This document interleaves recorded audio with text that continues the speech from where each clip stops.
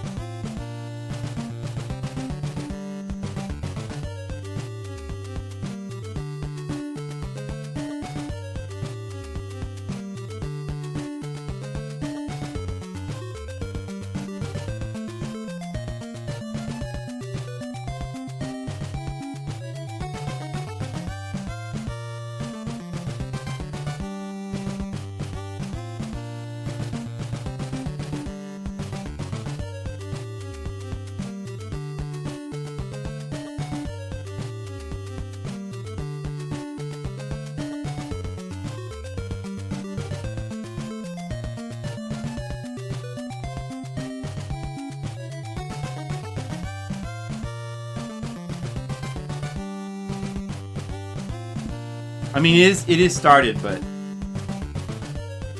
I'm gonna officially start. I'm gonna officially start now.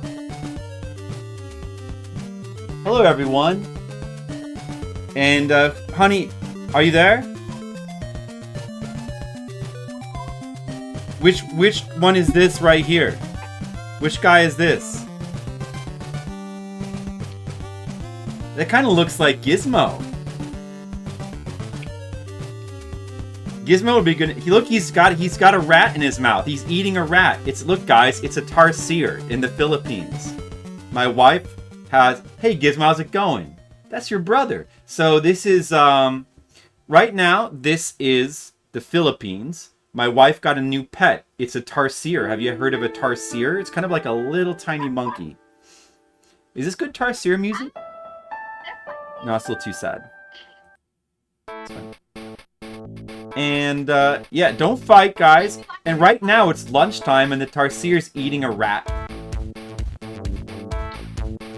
So I was gonna draw comics as well, but why watch that when we can get this here? Let's take that up. We get this content. We get this exciting content. Hey everyone, I'm back from Connecticut. I did really well at the show. It was a good convention. Now I'm back and we're watching tarsiers eat rats.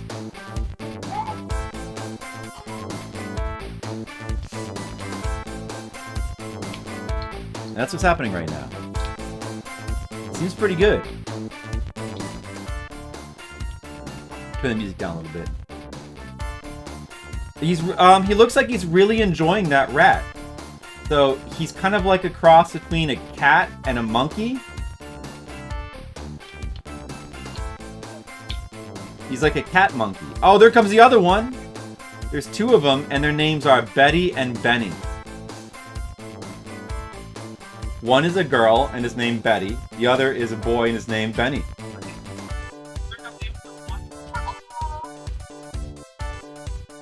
Uh-oh.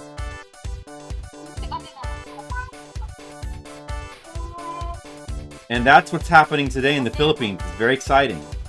There he is. Oh, he got up on something there. On some clothes. Hey, he's up on some clothes now. Look, he's gotten free. And now he's just kind of hanging out on top of some jeans. And does he still have a rat in his mouth? Yeah. And this is why I'm so behaved. Oh, look how behaved it is. Oh, look at him. Look, he's so behaved. Hello. Wow, why is his mouth open so wide like that?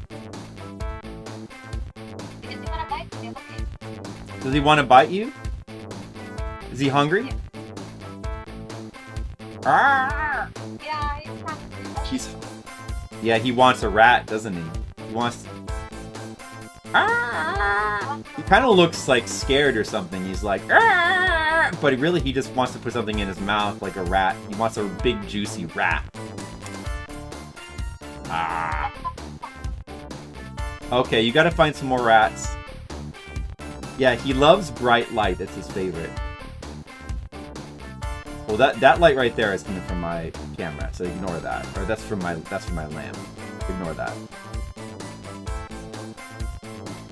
I don't know if this is good tarsier music either. This might be good tarsier music. Aw, you like that? He's like, arr.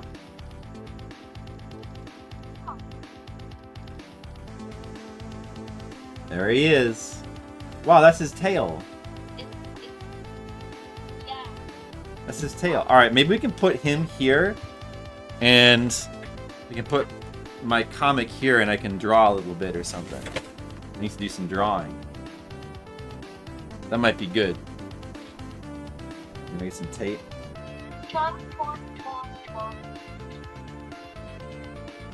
This is the content we have for you today, guys. Tarsier content. This is some good content. Look at that. There he is. So is that Betty? Yeah, it's Betty. This one right here is a girl. That's Betty. Betty. Hello, Betty. Might have to zoom out a little bit more. Don't eat the phone, Betty. That would be bad.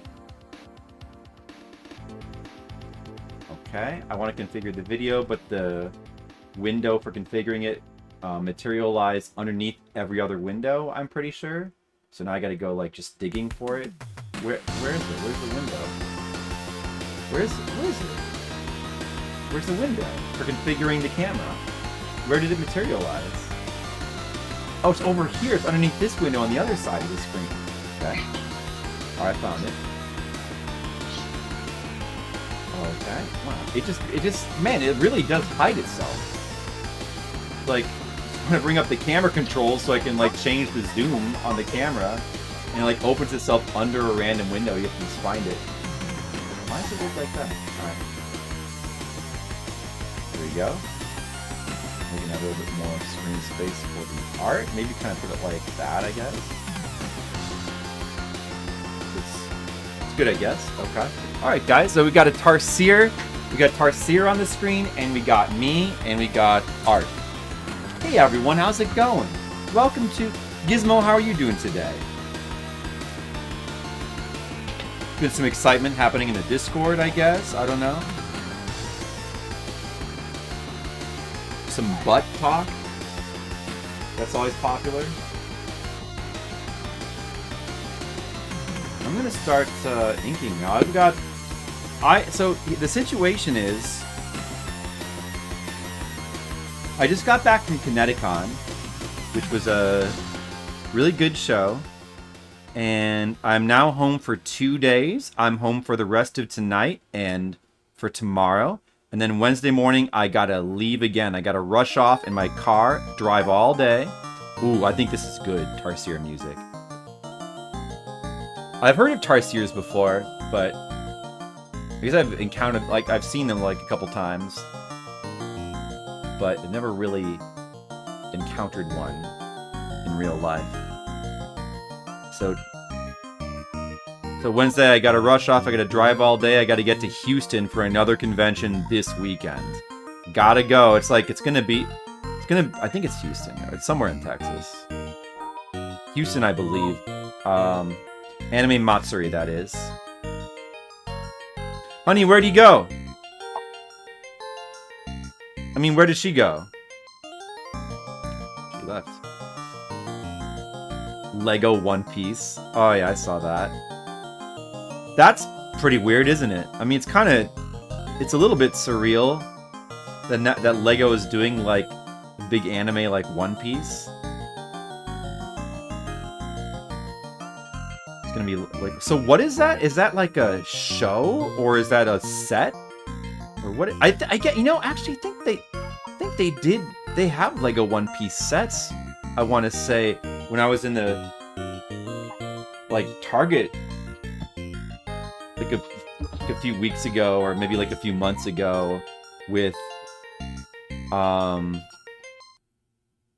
my sister's family and my niece and nephew. I think we were looking at Lego sets, and I think there was One Piece Lego sets already. I think they already have those. They already have some, like, anime Lego sets. But I guess it would make sense that they're gonna do like that's a franchise now. Like, successful thing is making shows out of Lego stuff. You know, I liked the Lego Movie with Will Ferrell. I thought that was a surprisingly good movie, but I haven't seen any other Lego things. I got the feeling that I wouldn't like any of the others. Even though I did like the Lego Movie, I have no interest in watching any other Lego things. They just don't seem good. Don't seem like my kind of humor. They seem like humor for kids, like internet humor.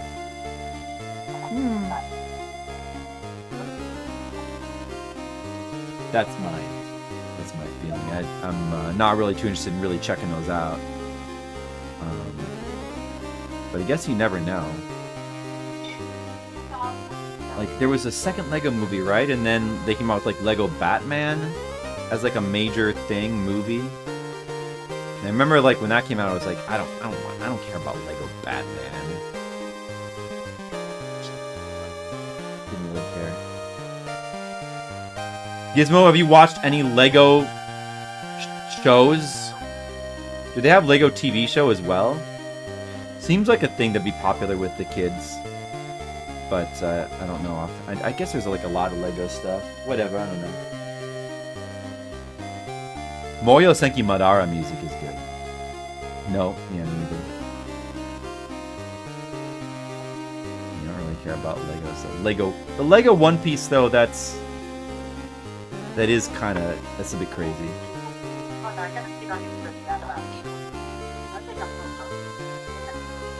Hey, honey. Now we're looking at your face instead of Tarsiers, which is also good. Nothing. Hey, how are you? Say hello to my stream. You're on stream, honey. Hello, everyone. Alright. Right now, it's basically just Gizmo, but I'm sure he appreciates that.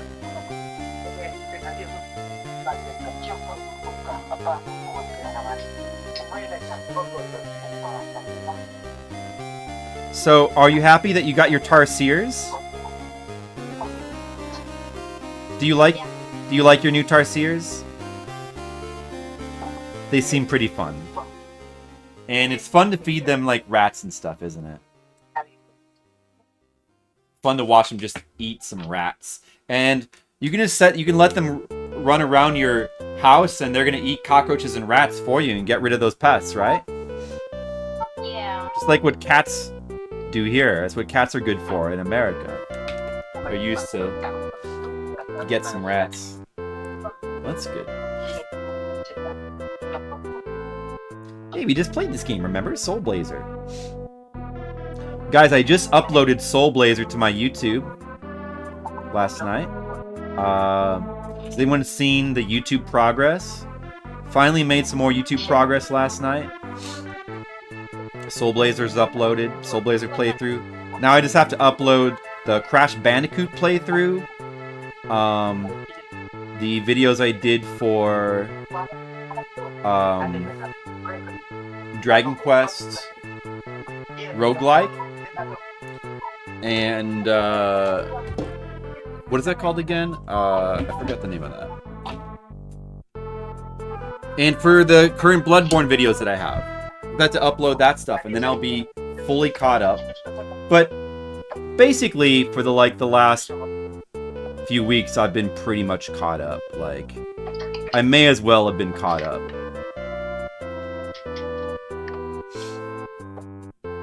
Like, at the point at which I said I was about to get caught up, a few weeks ago, the latest video at that time was Soul Blazer. And now that's uploaded. So, but I've made a bunch of new videos since then, so. But, you know, there's always going to be more new videos. But basically, I'm caught up. Like, I have, like, everything. Everything is on YouTube now. Everything. Like, all of my old videos, everything. It's crazy.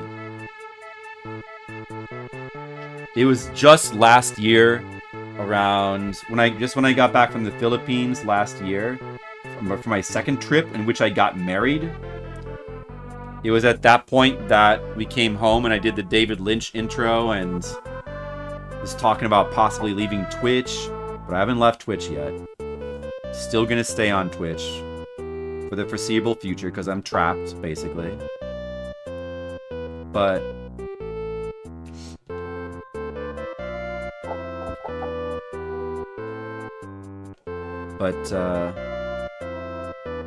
that was the point in which, after a little while, I realized the best thing to do was I was gonna have to upload all my VODs to YouTube since the VODs didn't have a home anymore. Hey, honey, what is it? Are you looking at my face?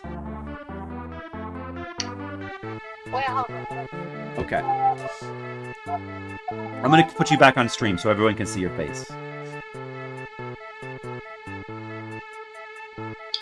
What's she doing now, honey? Okay. Alright, we got the Philippines cam here.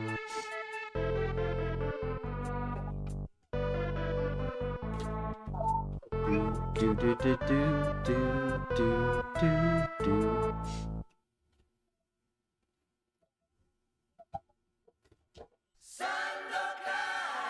Oh, now we're playing the Sandokan theme. Well, you know what? I haven't heard that in a while.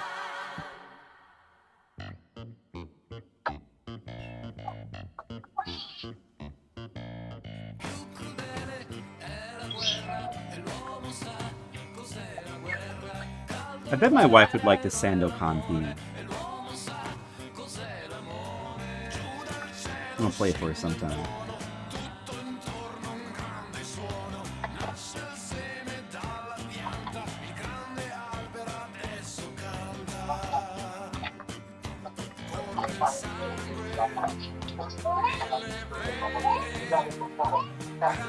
So,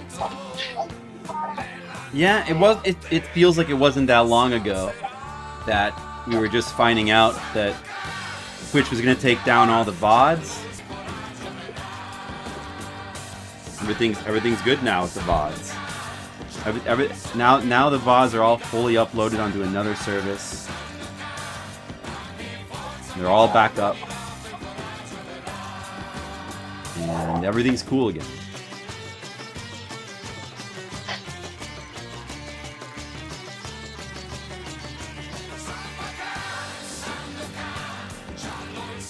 You don't have to do any more David Lynch depression streams. At least not for right now. Until Twitch does the next thing. I guess the next thing will be just that Twitch is closing down.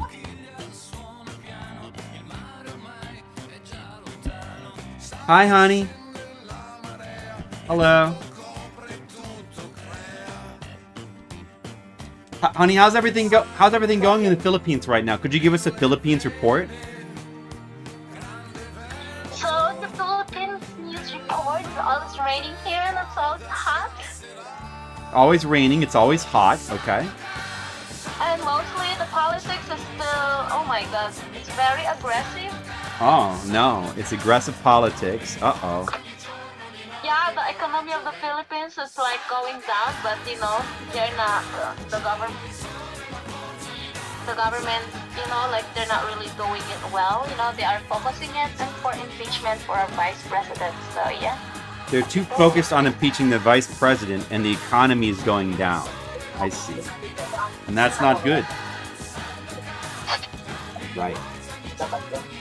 Alright, well that's the situation. And meanwhile, it's very hot and it rains all the time. Yes. And how is everything, honey, how is everything in the village? The village, you know, there's still, you know, we are still surviving, you know, a lot of people, a lot of, you know, farm, you know, they are planting for bananas, you know, and here is always raining, right? So, you know, we are planting also for corn. Planting corn, planting bananas, and you yourself, you've planted some banana. You got a field, and you're gonna plant some bananas, right? Yes, yes. Wow, I can't wait to see your bananas. Do you remember, you know, how many hectares that my parents give us? Hectares of land. It's 1.5. 1.5? That seems pretty Yeah. good. Yeah, that's actually a lot of land. You know, you can raise a lot of bananas on that. Yes, that's true. But you know, it takes a lot of work to put all those bananas in there. And it's very, very, very, very mountainy and very fresh. Very mountainy, very fresh. Like this one. Show it to them. Sure. I Yeah. think you already showed.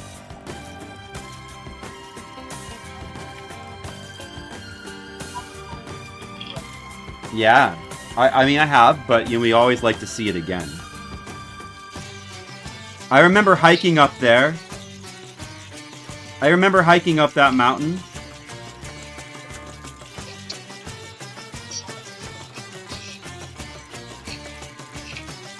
Oh, nice.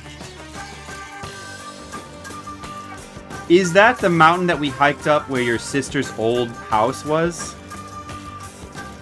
No, this is different. Like upper than that. It's higher than that? Huh? Yeah, higher, upper. I see. Okay. Yeah, because the view looked similar. Yeah. I see. Nice. And that's where the land is. Where you got your bananas are going to be planted. Honey, are you showing me in your live stream? I am. Is that okay?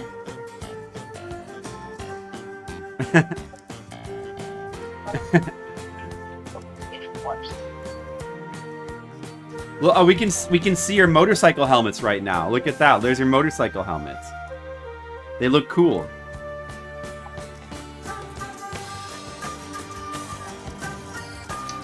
I love streamers. Oh, well, they say hello back. Dua po. Honey. Dua honey, ma'am. Dua honey.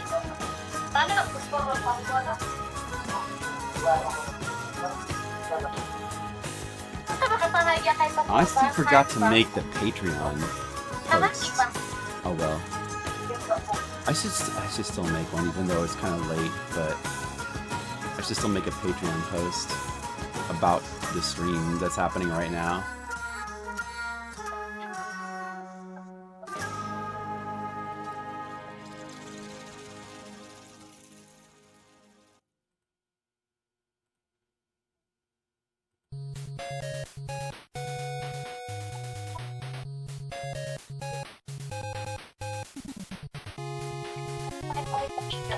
Okay. Let me see. Is this stream 89? Or what did I call this stream again? Or 89? What did I call this stream? Yeah, 89.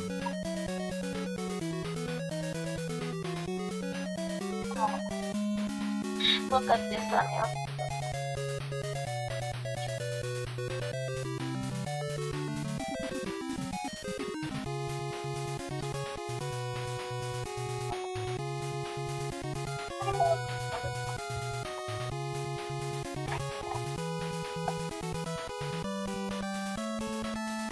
Alright, let me just publish this real quick. Hi.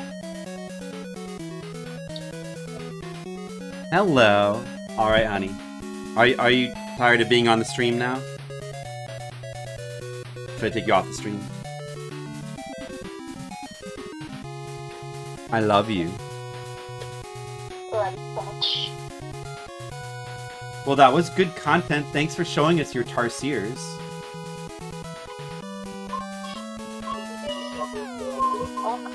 They're very cute.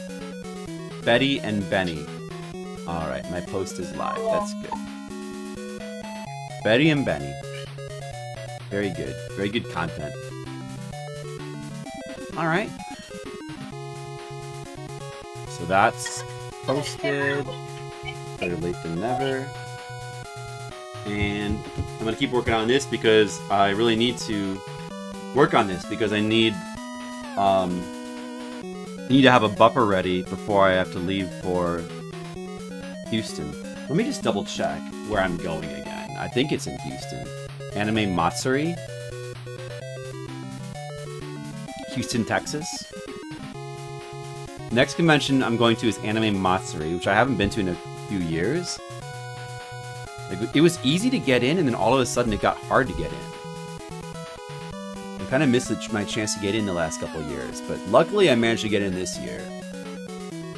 George R. Brown Convention Center, Houston, Texas. That's right, it's the same place as before. Anime Matsuri. Oh, it looks like this, by the way. It's their website. Pretty good website. That's where I'm going this weekend. So that's another good show. So Kineticon was really good.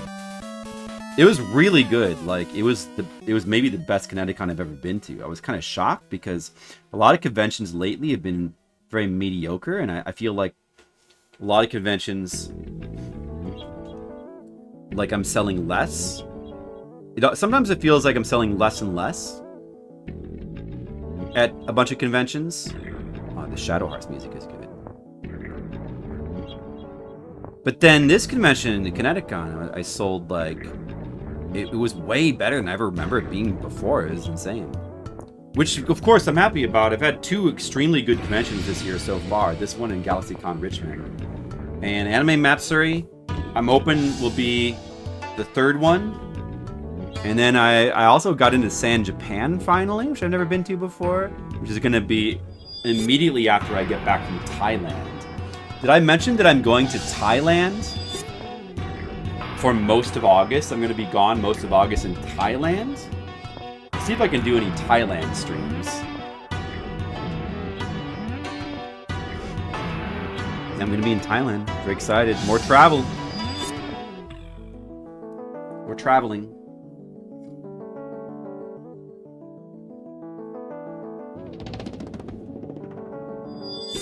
This will be my first time to a place in Asia that is not Japan or the Philippines. So, you know, it's exciting in that sense. I haven't really been to too many places outside the US besides Japan and the Philippines. I've been to Mexico and Canada both briefly. And I've technically been within airports of China and a couple other countries like China and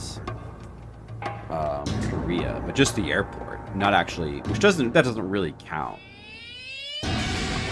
Although they do have cool airports.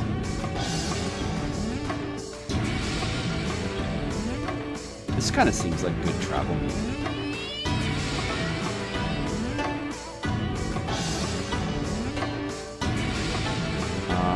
I've like never been to Europe, I guess. I was just like thinking to myself, have I ever been to Europe? No, I don't think I have. Never been to Europe. Thought about going a few times. But then somehow like the plans always change into like another trip to Japan instead. It was a possibility for like a honeymoon, but way back in the day, but of course you'd rather go to Japan instead. Hey Shark, how's it going? Shark, you missed it. I just showed off tarsiers in the Philippines. My wife's new pet tarsiers. Those little like monkey things with the big eyes, big googly eyes. But maybe we'll show them off again more later. But we got some good Philippines content already in the stream. Right now I'm just focused on drawing, and we have song requests on. And I'm back from Kineticon, and I have another convention to go to next weekend. Then the weekend after that, I'm home. But that'll be the last weekend before going to Thailand for a month. Then I get back from Thailand. Yeah, tarsiers. Well, I looked it up and it was spelled with an S, but I don't really know too much about them, about tarsiers. I don't even know if I'm saying it tarsier, I don't know if I'm saying it right.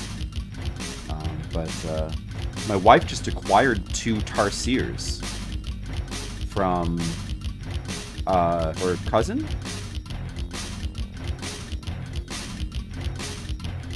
So it was pretty exciting. Oh, you did? Yeah, they're like little gremlins. They are a neat little gremlin. They're pretty cool. Tarsiers are pretty cool. I haven't actually encountered one in person, but maybe I'll get a chance to see my wife's tarsiers if she still has them by the time I get back there. So I was thinking about going back again. Now I know I've been traveling a lot lately. It's not always the best for a streaming schedule, but it's good for real life experiences though. I've been to the Philippines 4 times. And I went on a cruise this year as well. And we were thinking about going to Japan, but we decided, you know, for various reasons, we decided to go to Thailand instead. And now we're going on a trip to Thailand. By the way, let me know if I can't actually listen to the stream right now to check. I think the audio balance should be okay, but maybe the game music could be a bit loud. There's not that many people here to let me know right now, but if anyone wouldn't mind, let me know if you think that the music is too loud.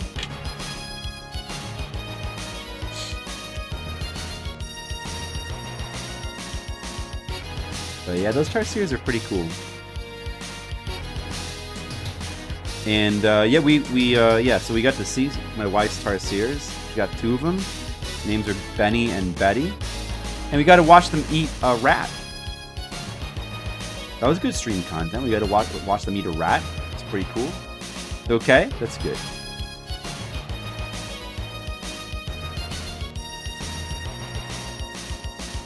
And, you know, I started my stream pretty late tonight, because I just got home. I actually was driving for about 8 hours today. I got up. Here's how my morning started. I got up. I was in a hotel, I believe it was a Comfort Inn or a Quality Inn in Clarion. In what state is that in? I don't remember. Somewhere between here and Connecticut. That must have been in Pennsylvania, I think. And I got in the car, and I started driving, and I drove for 8 hours until I got back to Chicago. And I stopped at a Popeyes. I ate some chicken.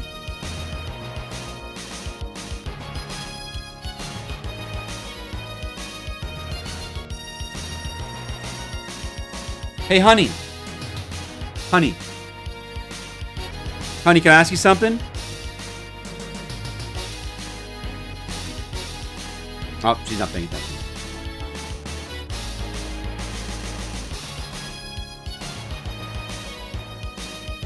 I was just gonna ask her what she thought of the chicken I was eating. Popeyes. I don't think she's ever tried Popeyes chicken before.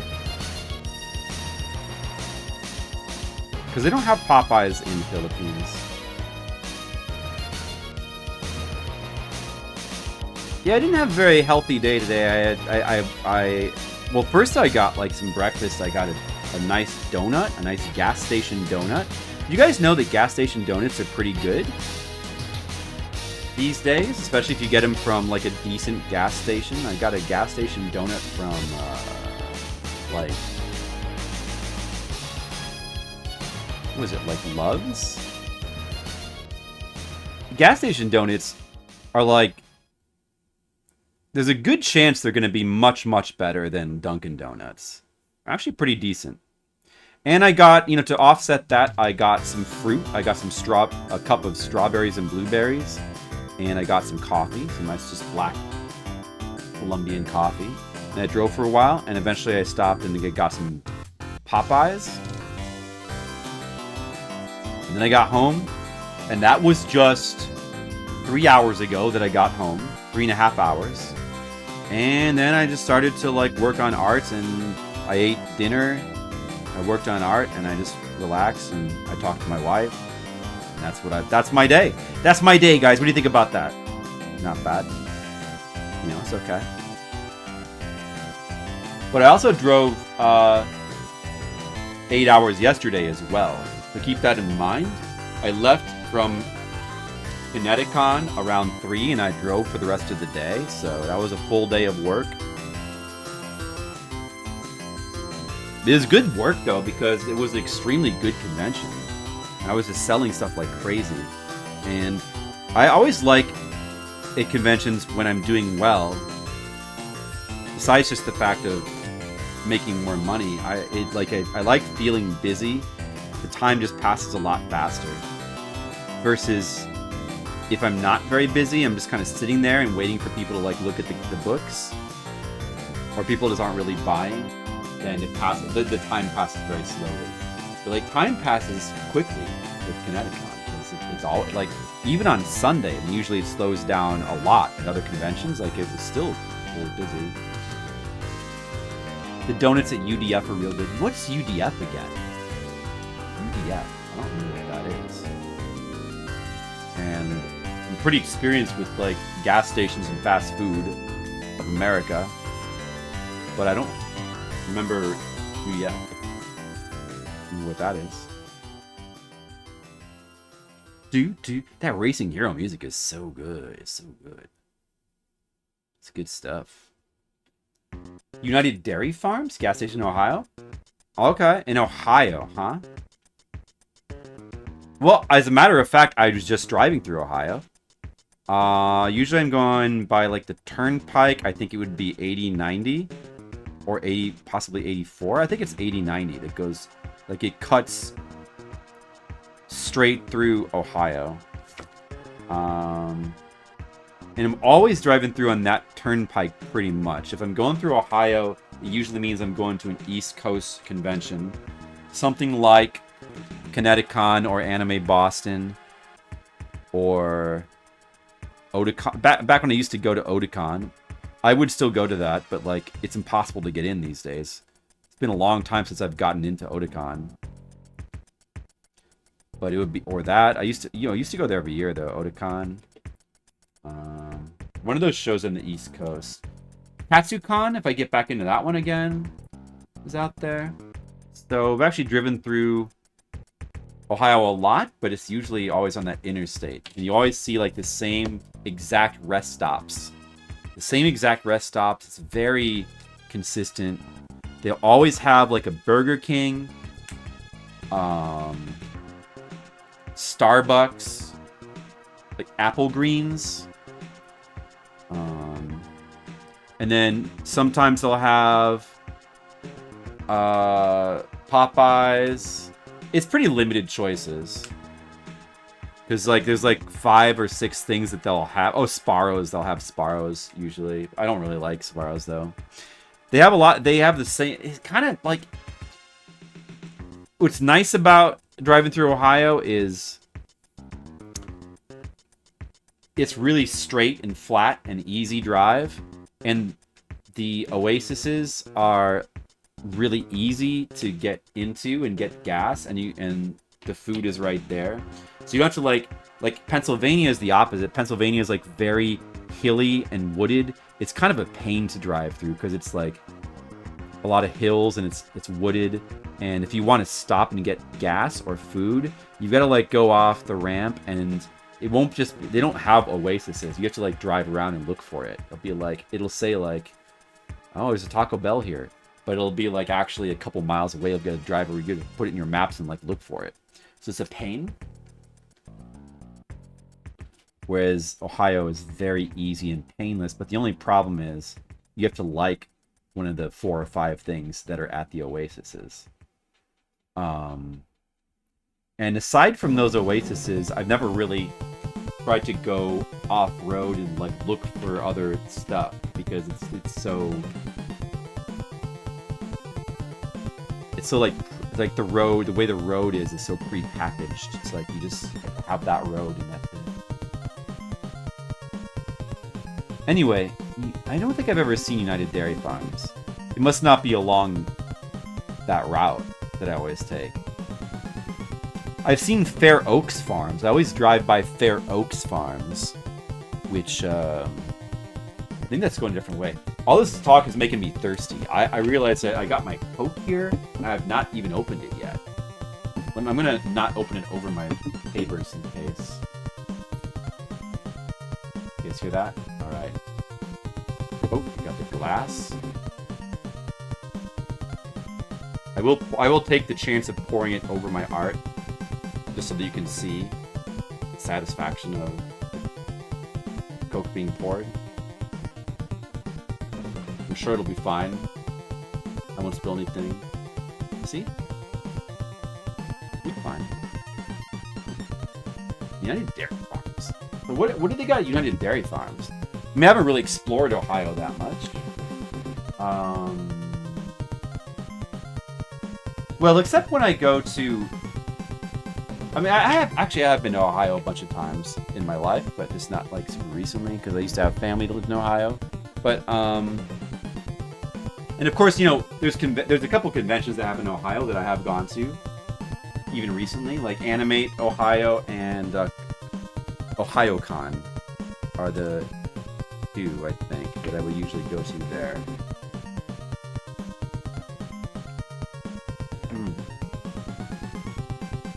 Ice cream and donuts? Yeah.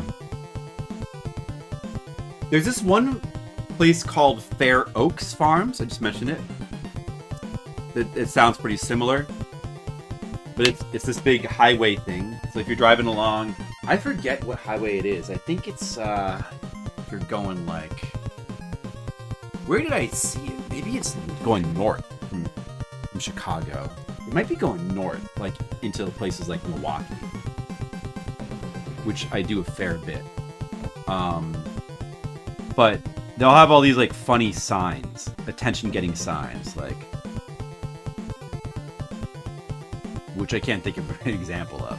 Well, I mean, they'll have like funny signs saying like funny things, and then And then they'll a little bit like Buc-ee's, which they've got a ton of now.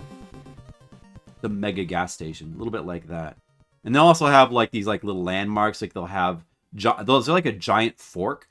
They'll have like giant forks, and they've got like this giant canister thing, like truck canister thing. Oh, this is a good one. Mars Chojo. Chojo or Choho? I had to watch this anime again. One of the Rumik World animes. I wonder if you can find those anywhere. This anime had like the best soundtrack of like any Rumiko Takahashi thing. No, well, I mean, no, that's not true. Urusei Yatsura's got the best soundtracks. But it's right up there with Urusei Yatsura, though. I got a little sidetracked. I don't know. Anyway, yeah, Fair Oaks Farm, like that's a place you go, and it's kind of touristy, and they got like tons of different cheeses, as well as ice cream and donuts as well. Anything like dairy themed, of course, they have. And I think I've been there like once or twice. It's a good place to go to get some souvenirs when you're on the road. Fair Oaks Farm. So look out for that one, guys. Fair Oaks Farms. You can probably look it up. I'm sure you could probably have some sort of internet presence. Maybe United Dairy Farms does as well. Well, there's a lot of dairy farms in the country, right?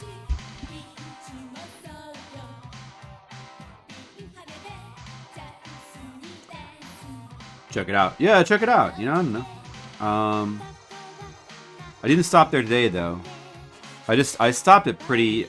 I was getting kind of impatient, and there's not like a lot. Like I was saying, there's not a lot of choices along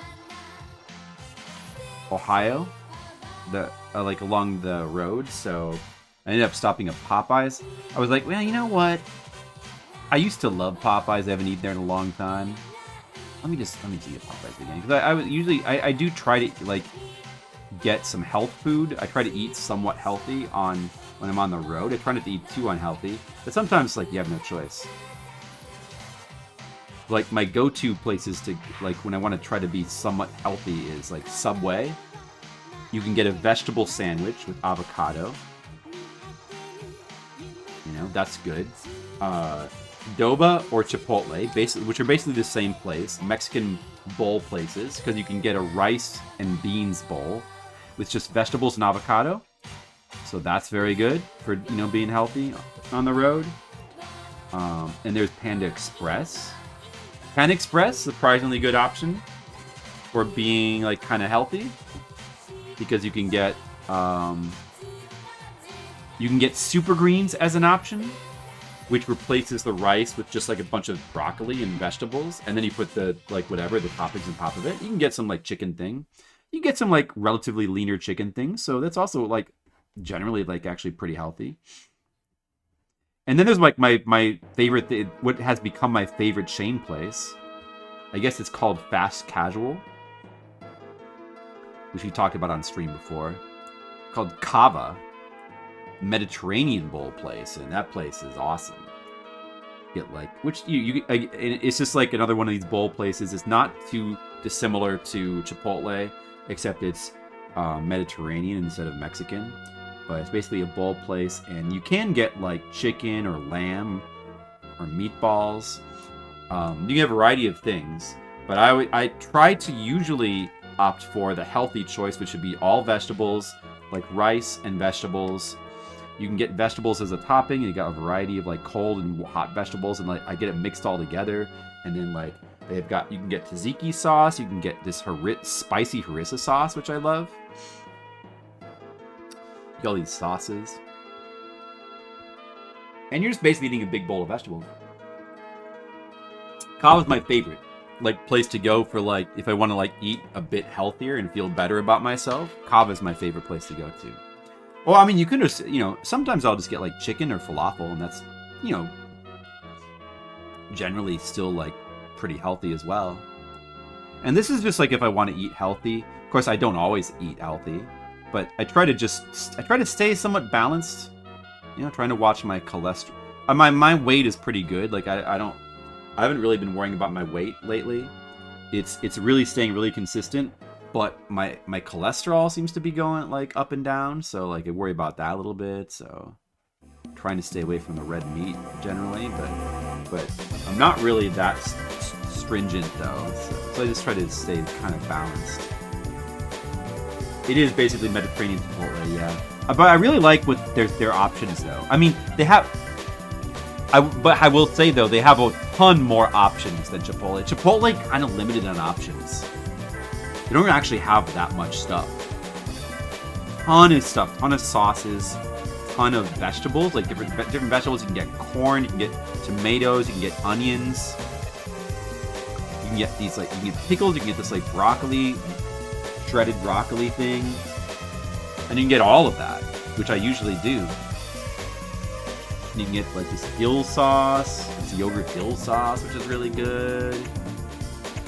And you can get, and I love falafel as well. You can get falafel as your meat choice, which I think is like pretty healthy option. And it's really good. It's really good. I'm a fan of it. It's like basically my favorite fast food place to eat out at. Like non-restaurant place. It's my favorite.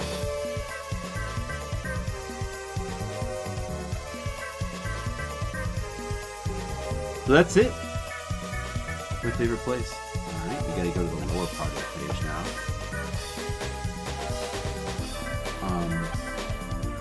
But you know, I also when I'm out at a convention, I also just will often like to just instead of going for health, I'll just go for like sort of ethnic coolness value.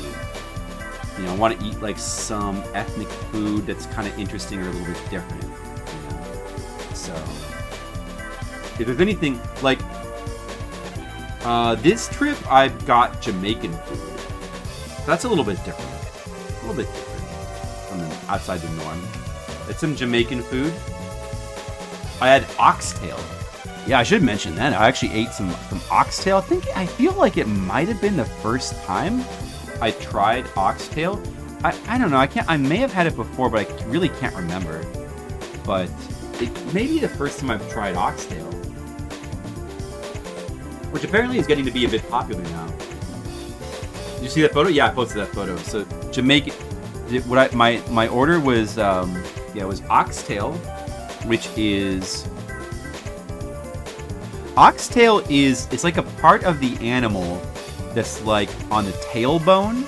All right, so it's basically tailbone meat, and I think it can be either like it can be one of like different animals, but generally I think it's either going to be beef or pork. And I believe what I had was beef oxtail. If I'm not mistaken, I could be wrong. It might have been pork, but I think it was beef. Beef oxtail. So like the Jamaican food seems I've eaten at some African restaurants as well recently, which I'd never tried before. And Jamaican food seems pretty like somewhat, I would say somewhat similar to African food, because it's like very heavy on rice and beans and some kind of meat.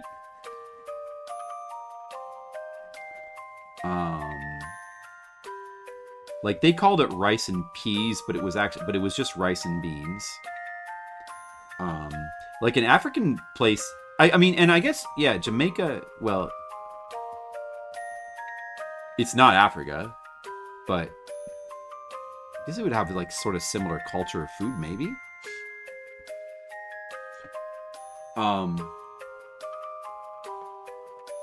At African places, they have what is called the jollof rice, which is like this rice in like a spicy tomato sauce.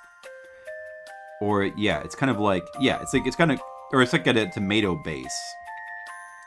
And that's really good. I've only tried that one time, but that was really good. I really like the jollof rice. This rice and beans I had from the Jamaican place, not as good as jollof rice, but still pretty good. And then with that, I had the oxtail. And I also tried some crawfish soup, which was interesting. I kind of mixed that with the rice a little bit, and it was pretty good. Like it had like a whole crawfish in it. And I also got like a spiced bun, a Jamaican spiced bun, which was pretty good. So, pretty good food. Pretty good. I believe I've tried Jamaican food before, but I don't really remember too well. It was good to try that again. In the Philippines, they have this chain called like Jamaican, which seems to be Jamaican themed. I don't know how similar it is to actual Jamaican food, but it's like it's probably more of like a fast food invention for the Philippines. But it's like it's these little like sort of empanada like pockets with like meat or some kind of filling. Meat, it's like some sort of meat and tomato filling usually. But I don't know how Jamaican that is.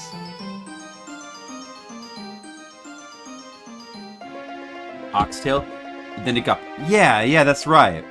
It used to be like a cheap because like people didn't really care for it and people didn't want it, and all of a sudden like it got trendy, and I was like, oh, everyone wants oxtail. It's good. It's a good piece of meat. It's good. It's interesting. It's different. It's like, you know, and you know it comes off the bone and stuff, so you know it's pretty cool. But it's also like the kind of meat that I shouldn't be eating too much of because of cholesterol reasons. But I had to try it because I never, you know, I can't even remember if I've ever had oxtail before, so I had to definitely get that. Always gotta take. It always takes priority to like eat something that I haven't eaten before.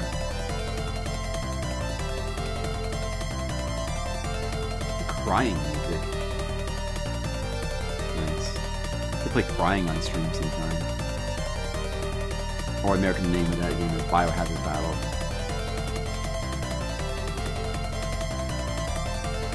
The Ocarina of Time music? Oh yeah, that was just playing with the music that plays when you're like first exploring the village. That's a good piece of music.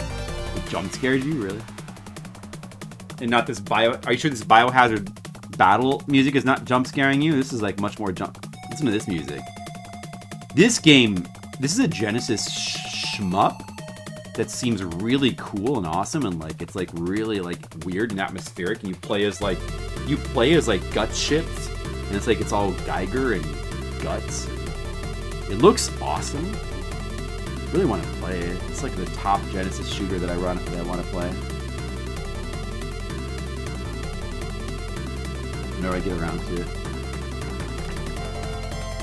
You a big fan of shmups? I like shmups as well. I don't know if I would go as far as to say I'm a big fan, but I like shmups a lot. And, you know, a lot of it is to do with like their aesthetics and music, because they often have like extremely cool art and music. So that's probably the main reason why I like them, but they're cool games to learn and get good at. I haven't really got it too much. I haven't played too many shmups on stream in a while. It's been a while since I really got into any of them. I played a couple for UFO 50, but generally I wasn't really too big a fan of UFO 50's shmups. Not too much.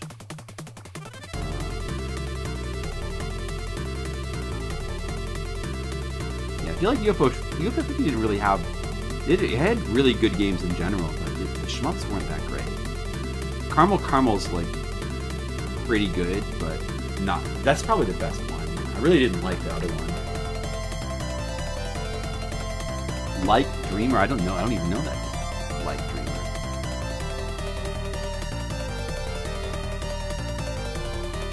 A long time ago, I played a bunch of shmups on stream.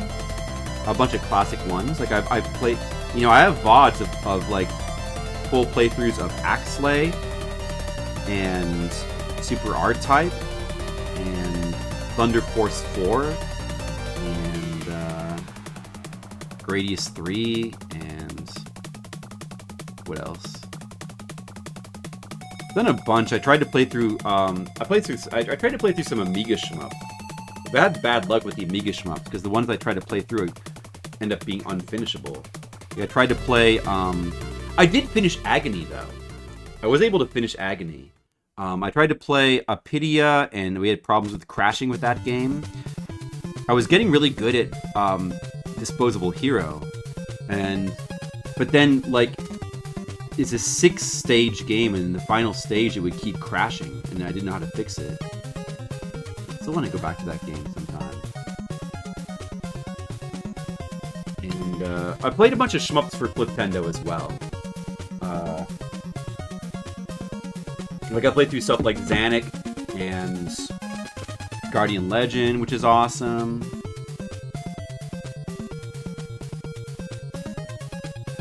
And this sounds like shmup music, but it's actually from a strategy game. Konami game though.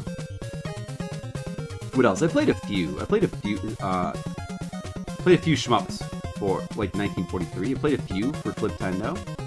Famicom shmups. There's a few I haven't gotten to yet. Like I haven't played Gunnak yet.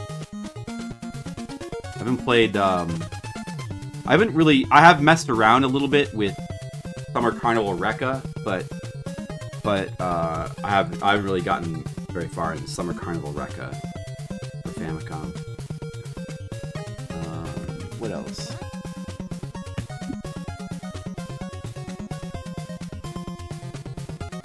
Oh, I played through the Aleph game on Super Nintendo.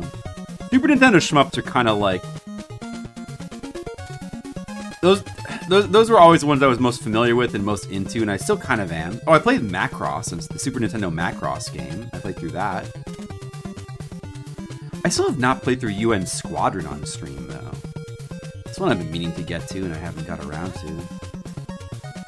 Maybe play through that. There's a bunch of Genesis. I haven't really done that many Genesis shmups. In fact, I don't know if I've actually finished any Genesis shmups besides Lightning Force or Thunder Force 4. I think that's the only one. I need to do more of those. Red Mages! Red Mages is here. He silently enters. Red Mages, you might have missed it. Earlier, if you just got here,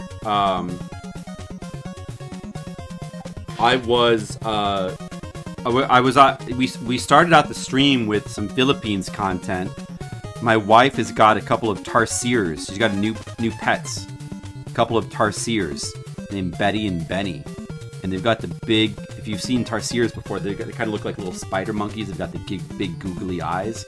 And we watched a tarsier eat a rat on the stream.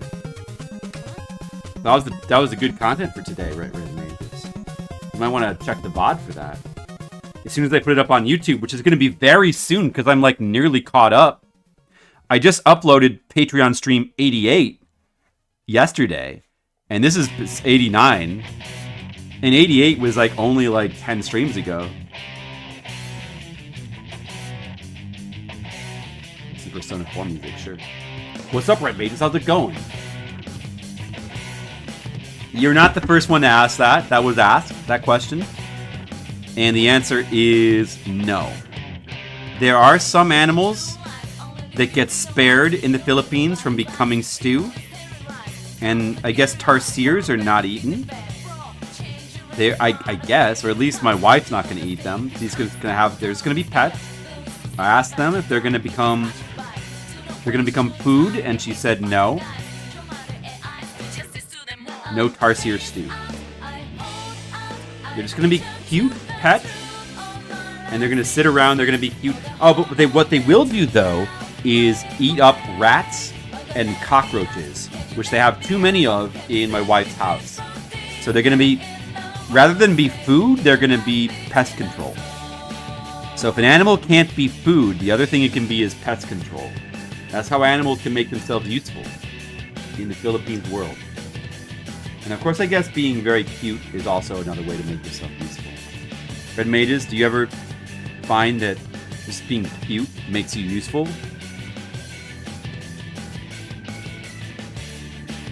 Intelligence. Red Mages, how's it going? I'm back from conventions for 2 days, Red Mages. I just got back from Connecticut today. It was just 4 hours ago that I was driving. I drove 8 hours today and 8 hours yesterday to come back from Connecticut. It was a really good show. I did really well. I'm very happy with how I did at ConnecticCon. Really good show. And Wednesday morning, I got to leave again to go to start driving to Houston, Texas got another big drive, 16-hour drive to Houston, Texas. So I'm so excited to do that.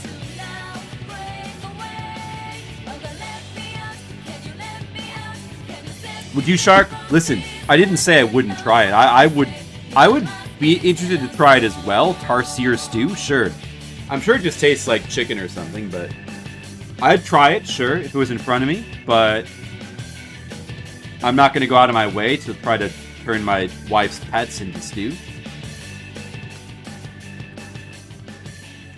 Dark Souls 3. And how's that going, Red Mages? How's the platinuming going? Is that an annoying... How annoying is that one to platinum? Like, how many times is it making you... I guess playing through the game multiple times for the New Game Plus does have its certain kind of fun, but... How annoying is that one? Ooh. Megami Tensei. The game we played through just this year.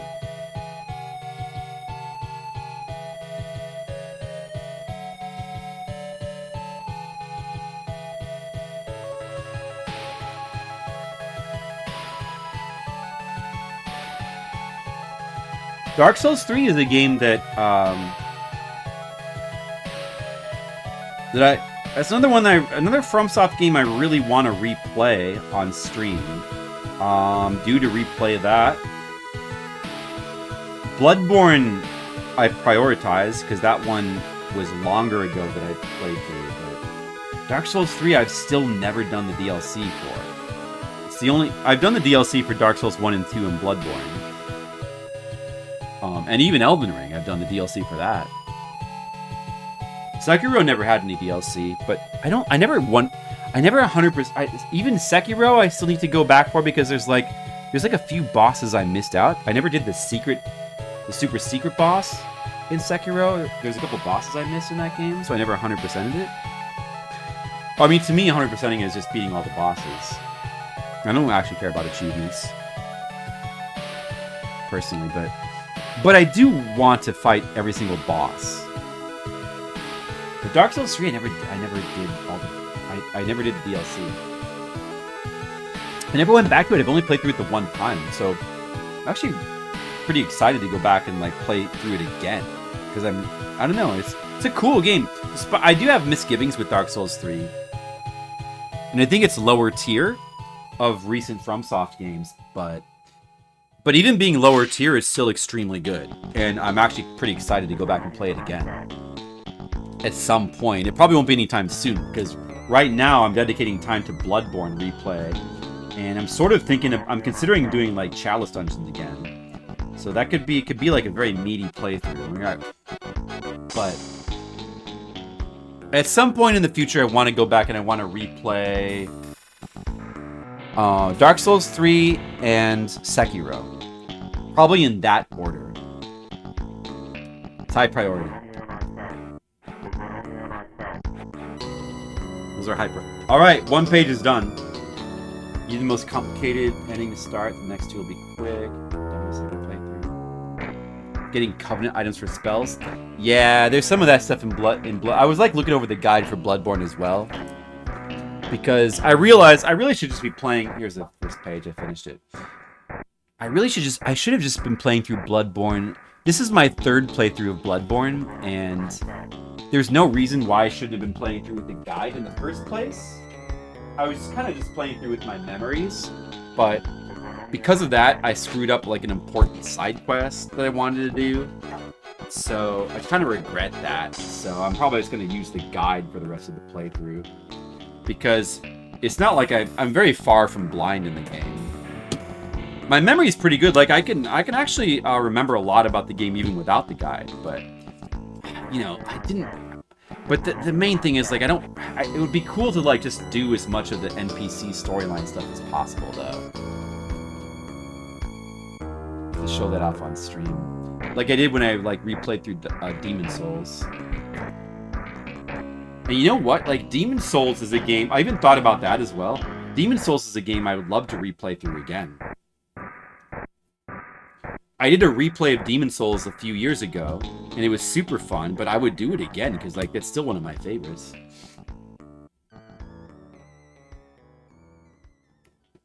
Yeah, I think all. I mean, I think to be fair, I think all the DLCs are very good for like every FromSoft game. Dark Souls 2 DLC is probably the weakest, but it's still really good. It's some of the best stuff, some of the best content in that game. But relatively speaking, it might be weaker than like Dark Souls 1 and Bloodborne DLC. I guess, yeah, I can see how the Covenant stuff would be the most annoying. As far as like platinuming.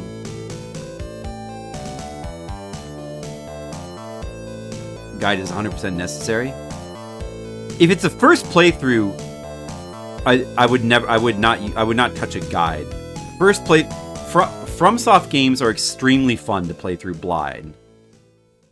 In a first playthrough, you shouldn't really be worried about like getting all the shit. You should just play it and get whatever you get, and just sort of enjoy the experience of the game. But for replays, yeah, I mean, well, for like a stream replay like this, where I know the game pretty well, and I'm just trying to show off the game, it absolutely makes much more sense to be using a guide.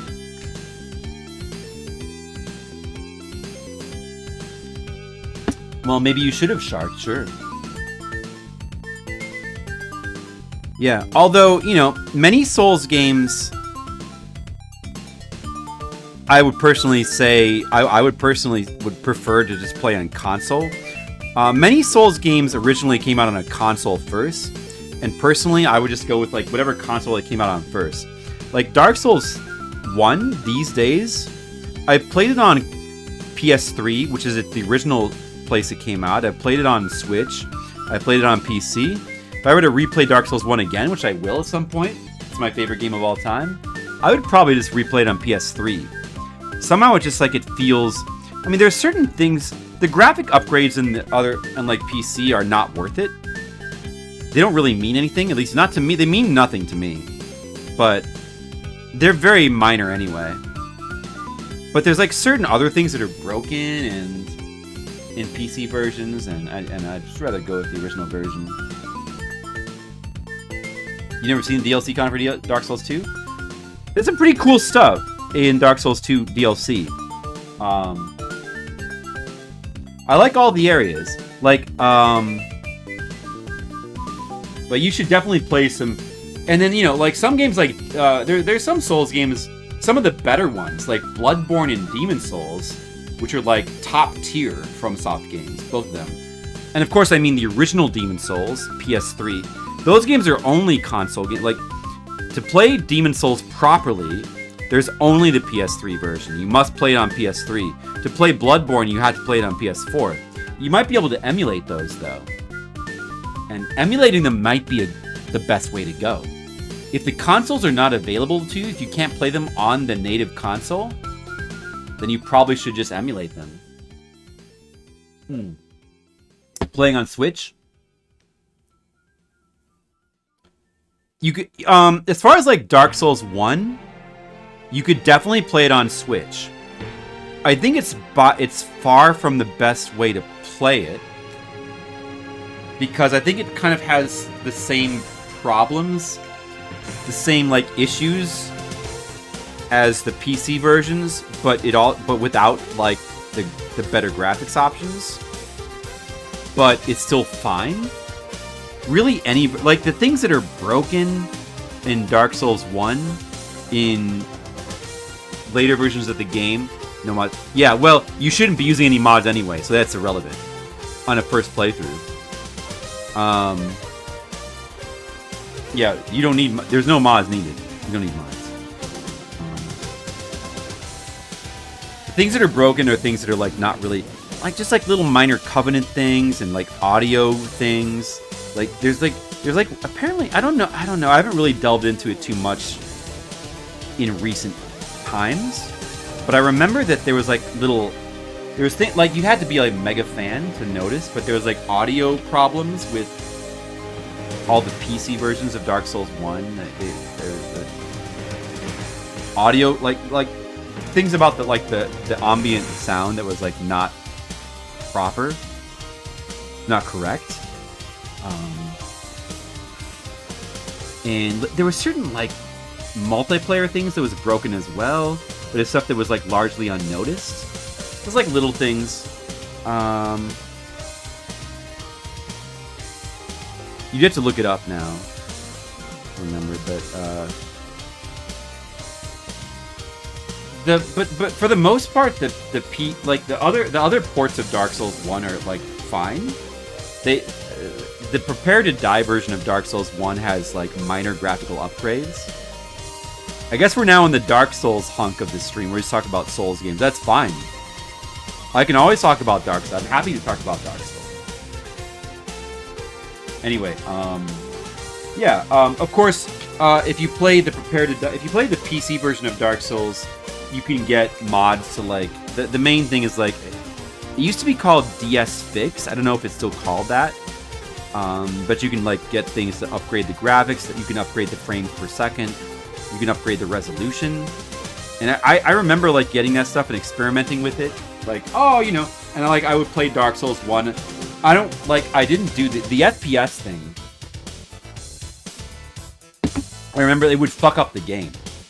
I don't give a shit about that anyway. Like, playing...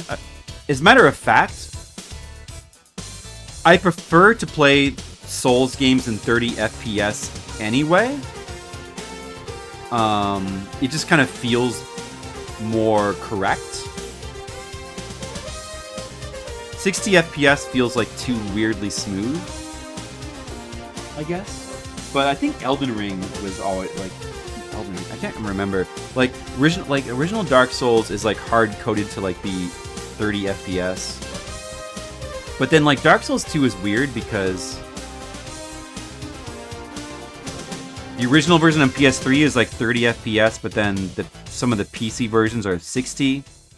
But there's weirdness with that because like there's like glitches where like your durability runs down twice as fast because of the way it's coded, because it was not really naturally intended to be 60 FPS. There's even like the Dark Souls 1 had even more broken stuff. Like if you tried to play a patch to patch the game to 60 FPS, the game was like it broke a bunch of stuff. Like you would slide down ladders and you would like fall through the world. But I don't know, like maybe these days that stuff is fixed, I don't know. I don't really care. I'd rather just play the game the way it natively is anyway. Like I said, it feels better in 30 FPS. Dark Souls 3, I think you could get it on PC and it would be it's like more modernized, so it could be 60 FPS without any like weird issues, I think. But I remember like Dark Souls 3 was the only game where the first time I played it on PC. And that was not the case for Dark Souls 1 or 2. Dark Souls 1 and 2, the first time I played them was on PS3. Demon Souls as well, because those were like kind of the original releases of those games. And I was playing the original releases. You know, it took a while for Dark Souls 1 to be released on PC. Dark Souls 2, I think, took a while as well. But Dark Souls 3 was released on PC right away.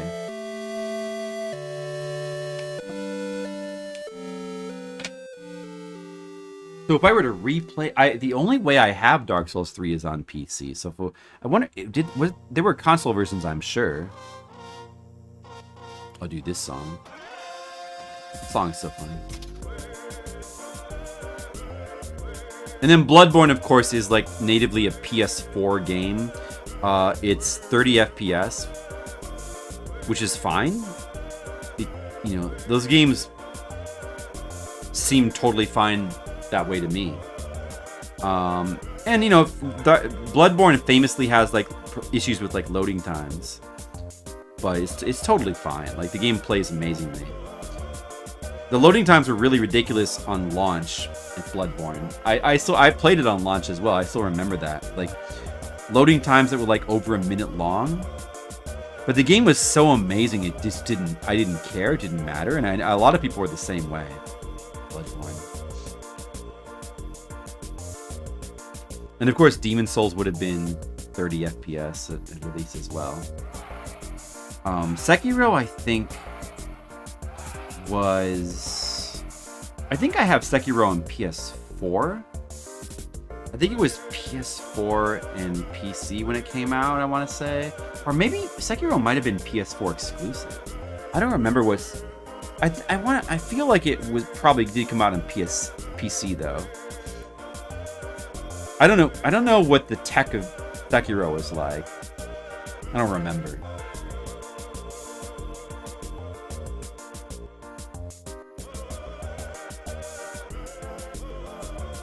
Anyway, when I go back to play these games again, it's something which, you know, I always will. Like, I always want to come back to play Souls. I love all these Souls games. Like, they're amazing games. I'll always probably come back to replay them again. I'll probably opt for original versions as much as possible because it just seems cooler to me overall. So, like, Dark Souls 1 and 2 and Demon Souls, I'll probably just stick to the PS3 versions from now on. With Dark Souls 2, I don't like the Scholar of the First Sin version. I've played it a couple times, and I decided that overall, there's some... It's really weird. Like, the Scholar of the First Sin, in case you don't know, Dark Souls 2 is the only Souls game that has this. It's basically like a full remix of the game. Like a remix. Like, all the enemies are, like, put in different spots. A bunch of things in the game are changed. It's really weird. And overall, I feel like it's a little bit messed up, and I prefer the original version of the game, but it's really weird how there's two versions of the game. I mean, it's basically kind of the same game, Scholar of the First Sin and the original Dark Souls 3.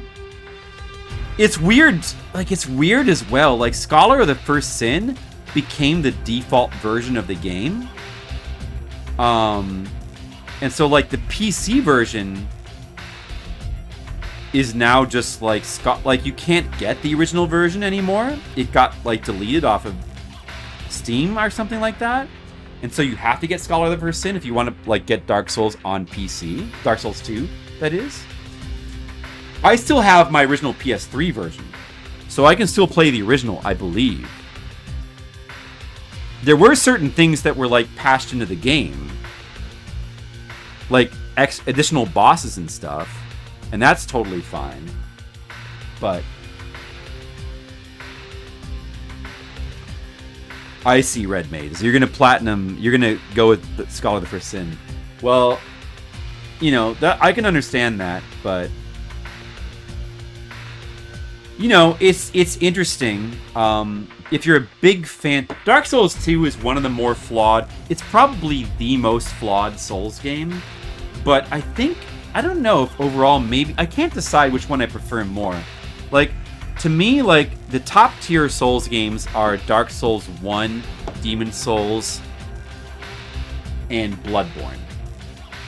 And that's if you count Bloodborne as a Souls game, which I will count out. Generally, I kind of count them all. Even Sekiro, it's not really a Souls game, but it's got the Souls-like feel. It's close enough. Although, even though it does play totally different from a Souls game, it still has got that Souls-like feel, for sure. So, I'll count it. Anyway, like,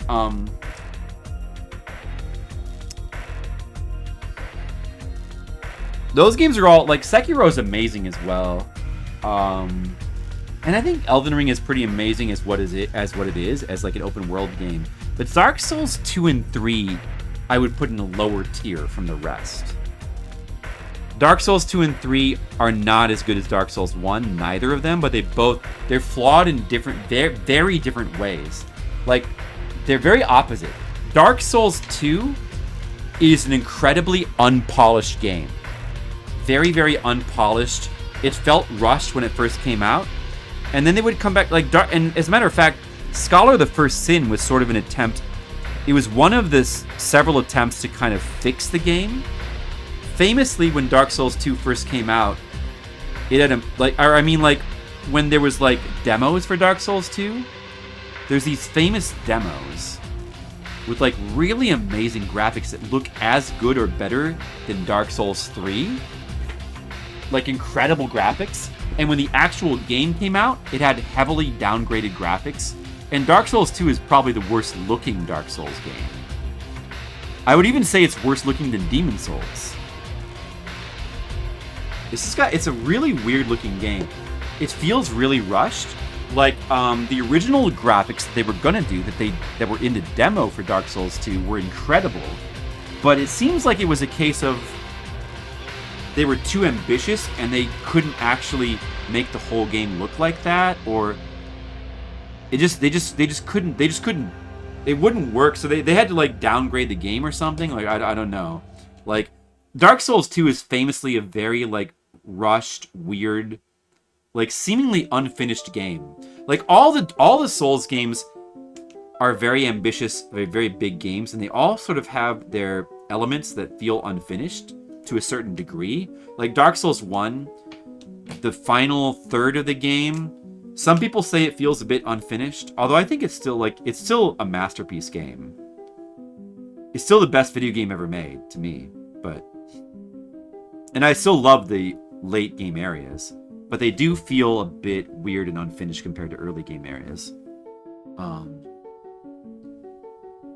And Demon Souls has got like its sixth Archstone, which is like a weird thing that like if you go into the files of the game, Demon Souls,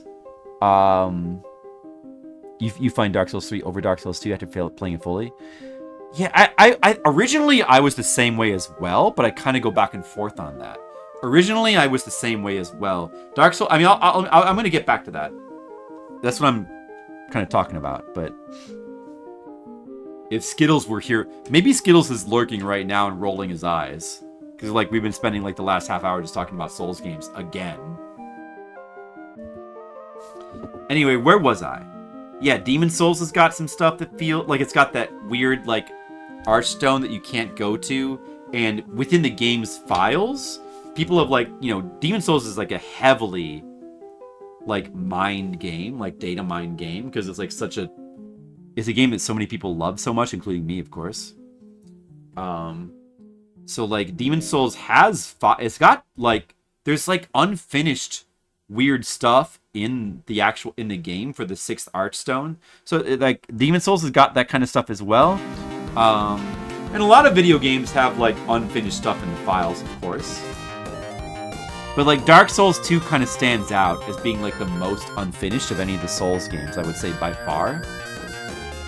There's like a bunch of like documents and like data mining and stuff. Like Dark Souls 2 originally was it was a very ambitious game. They were like the gutter was originally going to be like much more than what it is, and I love the gutter. It's like my favorite area. It's one of my favorite areas. Actually, it is my favorite area in Dark Souls 2. But originally it was going to be much more ambitious. It was going to be like this whole underground area underneath the city. So basically like in Elden Ring, you know, what is that golden city called again? Like Leyden or something? Leyden, or I forget what it's called. But there's like this in the Atlas Plateau. Leyendell, maybe? Like this big golden city, and then underneath it you have this like massive sewer system. That's kind of was the original vision for what the gutter was supposed to be in Dark Souls 2. Apparently. There's a bunch of stuff in Dark Souls 2 that feels unfinished. And of course, like famously, like there's like a lot of like there's a lot of like if you like there's a lot of stuff in the game that like is weird, doesn't make any sense. Like going up that elevator from the harvest area, the windmill area, and you're suddenly in like this lava castle, and that makes no sense. A lot of people, that's the big one that stands out. And then in the Tomb of the Fallen Giants, there's like these areas that seem like they were meant to lead into the lava castle area, like these like weird kind of unfinished seeming areas. And like there's a bunch of stuff like that in Dark Souls 2, like where stuff seems to have been changed around haphazardly.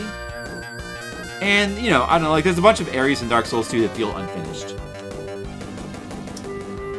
So yeah, and getting back to like the Dark Souls 2 criticism, Dark Souls 2 is a really weird game. It feels unfinished in a lot of ways. It's very haphazard. It's very big. It's very ambitious. It also probably has the most ghetto gameplay of the series. It's the most sluggish. It's the slowest. The gameplay just kind of feels the worst in Dark Souls 2. I mean, the hitboxes, a lot of people kind of criticize the hitboxes as being really weird in Dark Souls 2. The adaptability mechanic is kind of weird and broken. So there's a lot of problems with Dark Souls 2 is really weird, it's very broken. It feels unfinished, it's a very sloppy game, it's very haphazard. A lot of the bosses are very weird and haphazard as well in Dark Souls 2. The bosses have like not very fleshed out movesets. Like very, oh man, Swords and Serpents music. Then you have Dark Souls 3, which is like the opposite. Very polished feeling game. Dark Souls 3 came out after Bloodborne. Now, Bloodborne is an amazing game. That is a masterpiece. It's not quite my favorite game of all time, but it's like, it's in or around my top 10. I think it might be in my top 10. I believe it, I've moved Bloodborne and Sekiro and Demon's Souls have got shifted around over the years, but I believe I've settled on on Bloodborne being a top 10 game. Incredible game, like masterpiece. Even Bloodborne has got a bunch of weird stuff in it that like maybe like there's some stuff that like could have been unfinished or like half. But you know, Bloodborne is an amazing masterpiece. Dark Souls it's not a sloppy game like Dark Souls 2. Dark Souls 3 came out after Bloodborne, and definitely it seems to borrow a lot from Bloodborne. Dark Souls 2 is kind of an anomaly for its gameplay. It just doesn't feel like other Souls games. Like I said, it feels very sluggish and slow. Whereas Dark Souls 3 has the faster, more classic FromSoft gameplay. In Dark Souls 3, everything is fast. Bosses are fast, enemies are fast. Like, enemies have like huge combos. And the game seems much more like focused around dodging. So in that way, it's a lot like Bloodborne. The player is a bit more powerful as well. It's almost like a bridge game with Elden Ring. Because in Elden Ring, you're much more powered. Like Elden Ring, you still have shields. Like Elden Ring is kind of like everything. It's like a kitchen sink game with Souls ideas. Because Elden Ring, you have... Bloodborne, of course, they took out shields. You don't have shields. They wanted the game to be based around dodging. It's more of like a dodging, fast-paced action game. In Elden Ring, they put, you know, shields are there, and you can still, you can be very tanky. You can block efficiently, like in Souls games, but you also have the faster movement, like Bloodborne. And so, like, Dark Souls 3 is kind of like a bridge game in that sense, because it's kind of like, you're not as powerful as you are in Elden Ring, but there still is, you have shields, but you also have the faster movement, like, generally. Of course, Elden Ring, not Elden Ring, well, Elden Ring as well. Elden Ring, you have slower, like, Bloodborne, there are no slow builds. There's no encumbrance. Whereas Dark Souls 3 and Elden Ring, there's encumbrance, and you can have like a slower build. You can do like heavy armor, and you can have poise, and you can have a slower build. But generally the game is much more friendly to being fast-paced and moving quickly and dodging. And it's pretty easy to do both. Like, you can have pretty good blocking and pretty good tankiness, pretty good armor, but you can also be you can be fast moving. But the game is balanced around that. Elden Ring even more so. Like in Elden Ring, the bosses get insane. Like the bosses fully expect you. They're designed around the fact that you're powerful. So the bosses are powerful as well. And Dark Souls 3, I would say the bosses are they're faster paced than Dark Souls 1 and 2. The bosses, they're very agile. Some of them like have really, really long combo strings, and they expect you to be like mobile or be like very good at parrying or something. Yeah, that's a good way to put it. They feel like prototypes for Elden Ring bosses. But also in the sense that like the game feels more Bloodborne. When Dark Souls 3 came out, that was one of the big observations that everyone was making. Like, this game feels like Dark Souls, but it's got a lot of Bloodborne in it. There's clearly a lot of Bloodborne in Dark Souls 3. So, it's weird. It's a strength and a weakness. I prefer the balance of Dark Souls 1. I prefer the feel of Dark Souls 1 over Dark Souls 3. Where it's...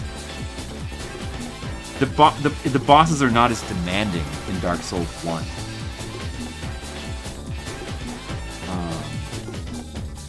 But the bosses are still pretty good in Dark Souls 3.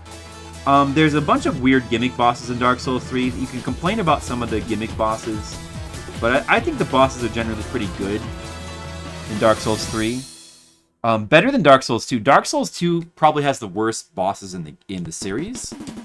Just because like a lot of the bosses feel unfinished. A lot of them have very ghetto movesets. A lot of the bosses in Dark Souls 2 are very simple and basic, and they only have like one or two moves that they spam.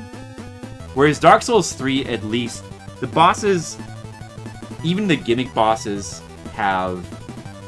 Damn, this pen is like already kind of dead.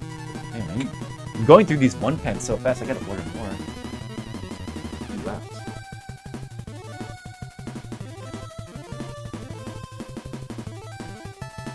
So anyway, but my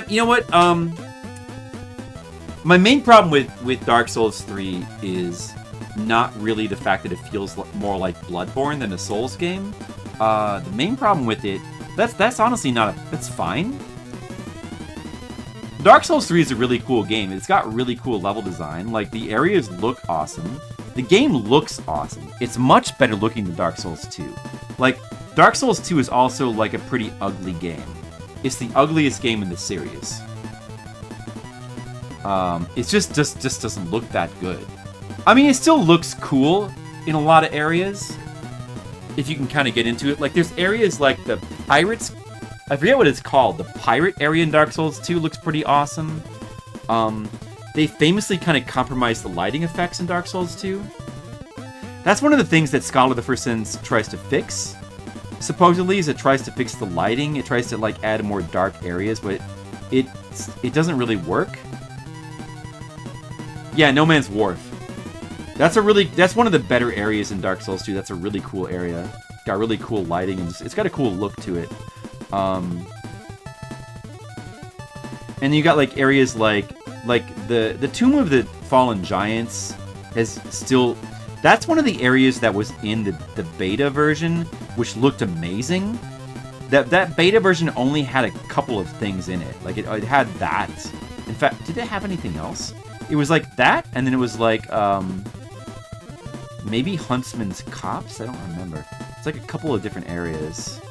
Or no, like, it was I guess it was the area that had the Mirror Knight. Maybe. But, I think you can still... I remember we were trying to find footage of it on YouTube. It's hard to find footage of, actually. I first played... Like, I got to play the beta version of Dark Souls 2 at San Diego Comic-Con. I was one of the lucky ones. Guapa Viewer! That's my wife! Hello, my wife! I love you! We just saw you on stream earlier. How are you? Guys, that's my wife. Say hello. Chariot Boss, PTSD. Oh, yeah, okay, from Huntsman's Copse. Is that how you say that area? Huntsman's Copse is like a thoroughly mediocre area from Dark Souls 2. It's a cool area, but a lot of areas in Dark Souls 2 just kind of look a bit ghetto. Like the first area, the Forest of Fallen Giants, looked amazing in the beta, and then in the full version of the game, in the release version, it kind of looks a bit ghetto in some aspects. Then you have like that the second area where you're like walking on the, I forget, what is it called? The hill, I forget.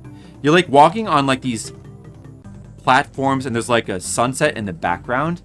This is one of the areas they changed the look of in Scholar of the First Sin.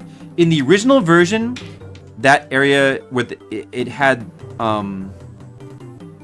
there was like a this kind of red sunset in the background, and then in Scholar of the First Sin they like changed it to like a blue, like dark sky. And I think the original version looks better. And then you have like No Man's Wharf is a cool looking area. The Bastille is another area that like looks cool but also looks kind of ghetto in some areas. Just like with the lighting and the kind of look of it, like I don't know. A lot of parts of Dark Souls 2 are kind of schizophrenic in that way. Like they look cool. There'll be some aspects that look cool, but then other aspects that just look kind of ghetto. Dark Souls 3 is not like that at all. Dark Souls 3 was the first... No. Okay, so Bloodborne was the first FromSoft game to be PS4 era. So Bloodborne was like a big step up graphically. Especially since the game before that was Dark Souls 2. Which is, like I said, it was probably the worst looking Souls game. Whereas, like, and Bloodborne was not only a step above that, but it was better looking than Demon Souls and Dark Souls 1 as well. And it was not only better looking in terms of, like, technical graphics, but it was, hey, Guapa viewer, are you enjoying my Souls talk? I'm talking about Souls games right now. So, I mean, we could talk about the Philippines as well. I want to encourage my wife here in chat. But, yeah. Like, Dark Souls 3... So, Dark Souls 3 is the second PS4 era game. So, it has the same level of graphics as Bloodborne. So, it's a very nice looking game. But, here's the thing with Dark Souls 3. And this is the big issue with the game. Is the area design is just not very good, in my opinion.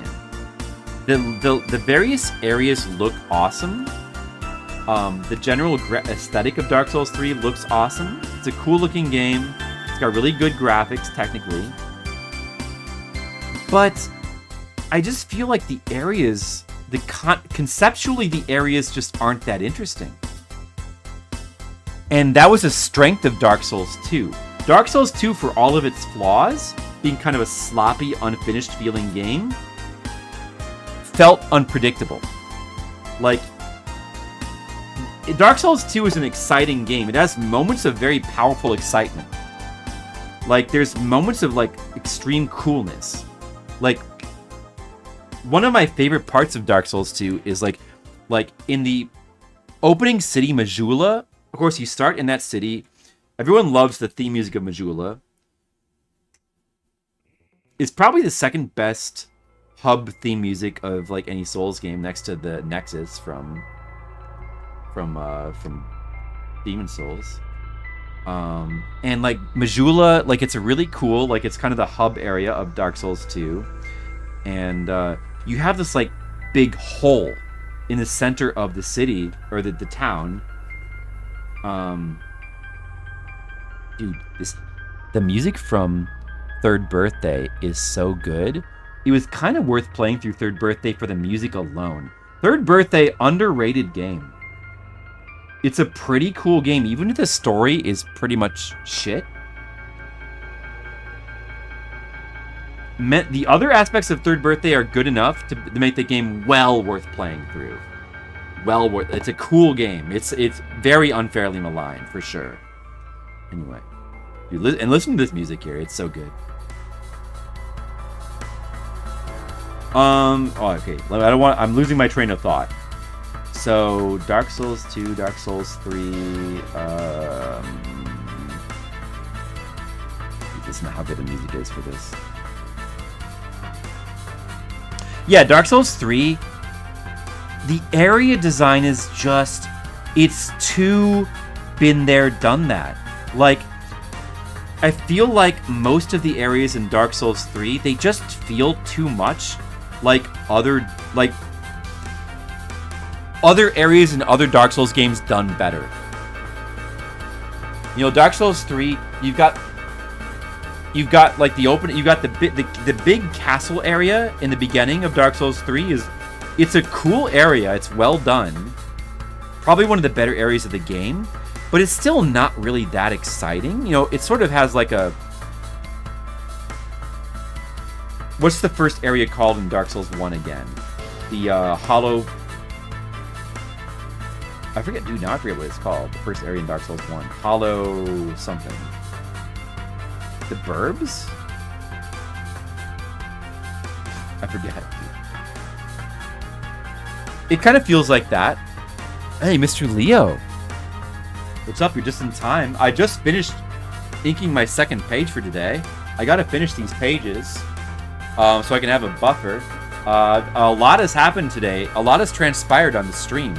So the last 45 minutes it's been nothing but me talking about Souls games. But before that, I talked about Connecticut, my trip to Connecticut, to Connecticon, which was an extremely good, like an insanely good convention. I showed video. My wife said hello just earlier. She's in the stream, and we watched video of. She's got some new pets. She's got some tarsiers. Do you know what tarsiers are? Here's the pages I inked so far today. Whoop. I inked this one, and I inked this one. So my wife has got these new pets. She's got a couple of tarsiers.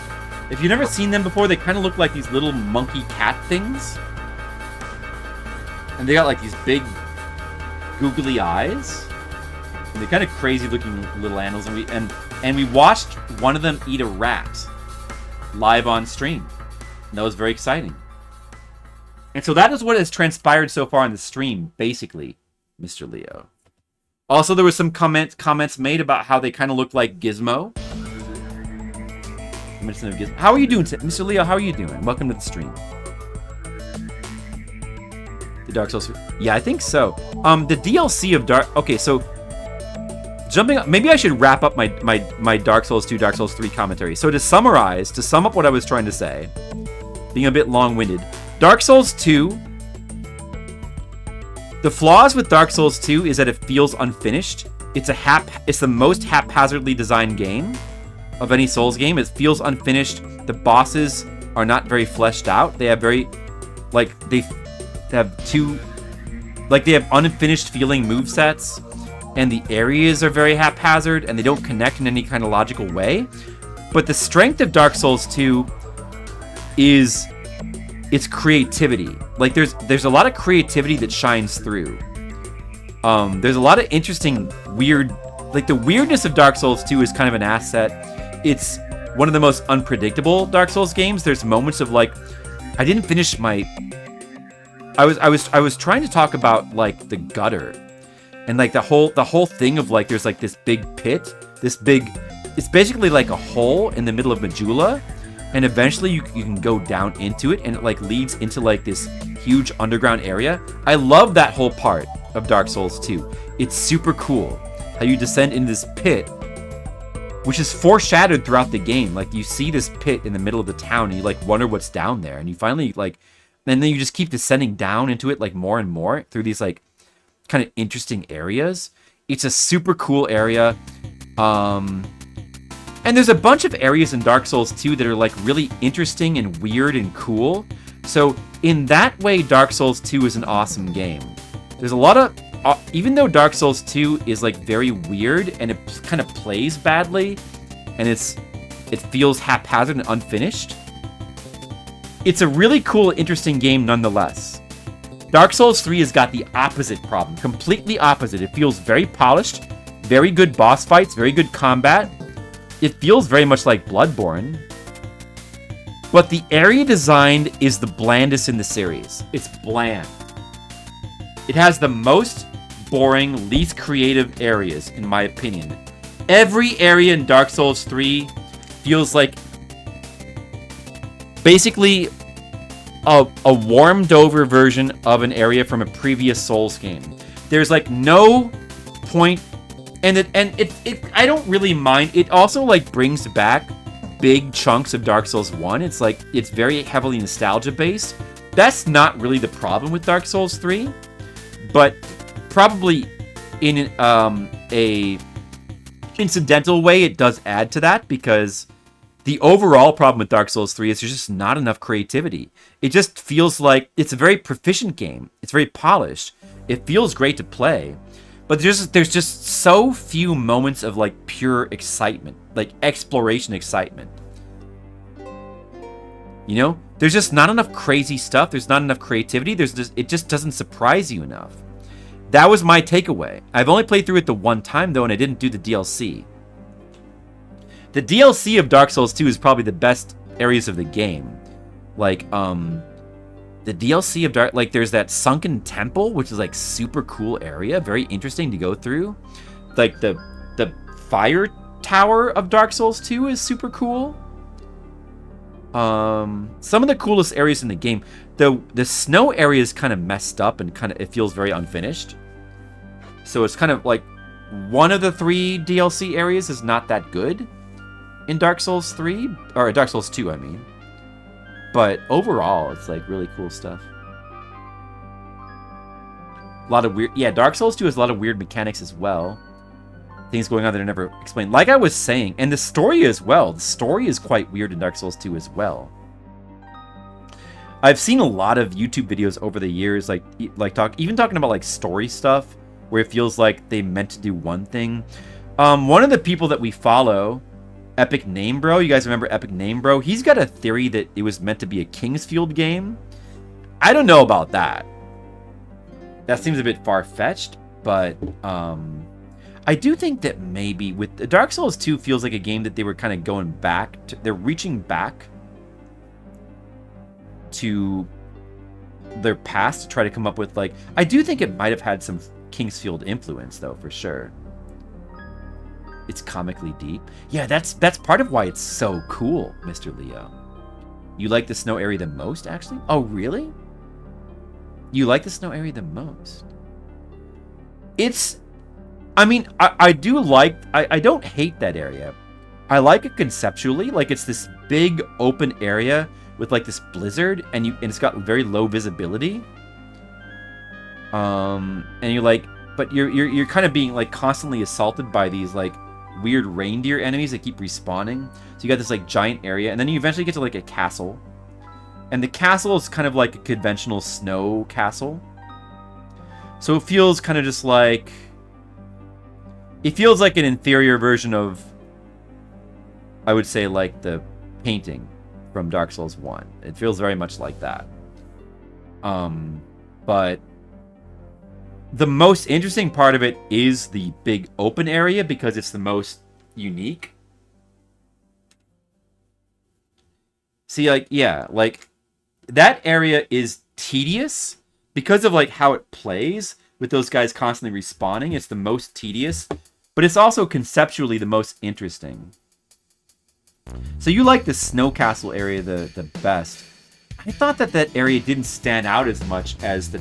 I really, really like the Sunken Temple area in the Dark Souls 2 DLC. I don't want to talk about it too much in depth because Red Mages hasn't played it yet, but I thought that area was really, really neat. It had a lot... It was, like, very intricate.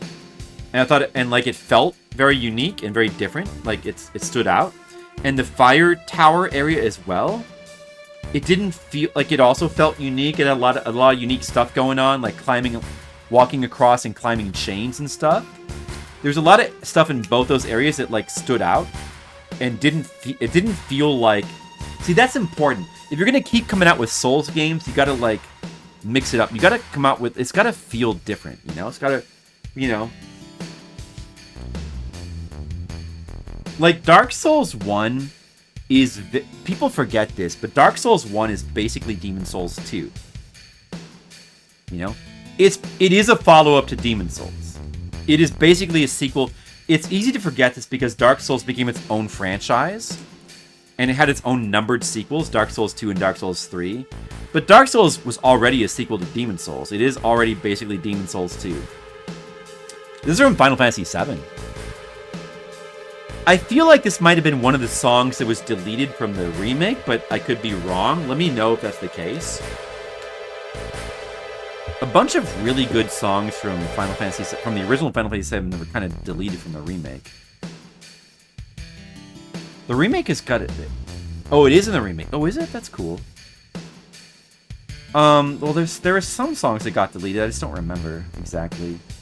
I feel like the Wall Market.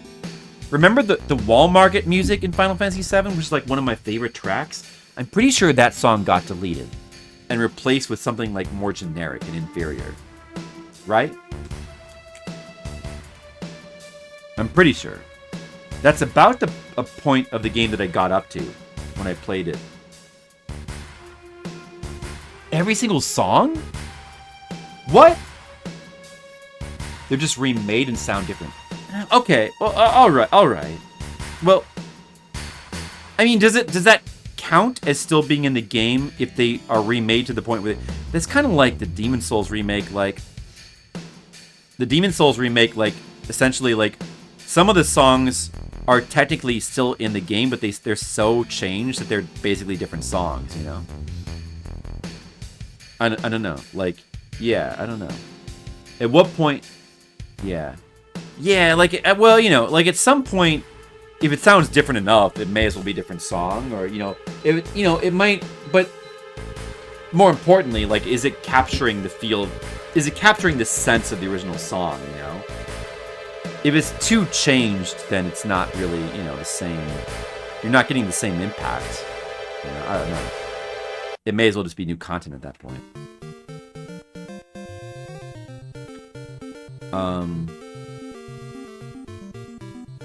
Though it's not like that was like, that's not really like my overall complaint with the game or anything, though. It's more of like a minor sort of weirdness, like kind of weirdness of just the fact that it is a remake. But and I like conceptually that Final Fantasy VII Remake is different. You know what? Let's go back to Dark Souls. Mr. Leo, how do you feel about Dark Souls? Do you want to talk about some Dark Souls stuff? Do you like talking about Dark Souls? Or would you rather talk about what are these things called again? In the Philippines? Can't bring my window up. Tarsiers?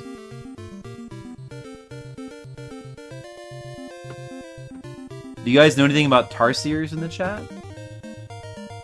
This is a Tarsier. And my wife has two of these. We got to see these running. We got to see one of these things eat a rat. If you want to see one of these things eat a rat, just watch my VOD, which will be uploaded soon because we're nearly caught up. So this very stream will be on YouTube very soon. Yeah, how many of the Souls games have you played, Leo? That's a good question. 1 and 2, and Elden Ring, and you never played 3 or Bloodborne. Okay. So Mr. Leo has played 1 and 2. This is from Ice Hockey Red Mages.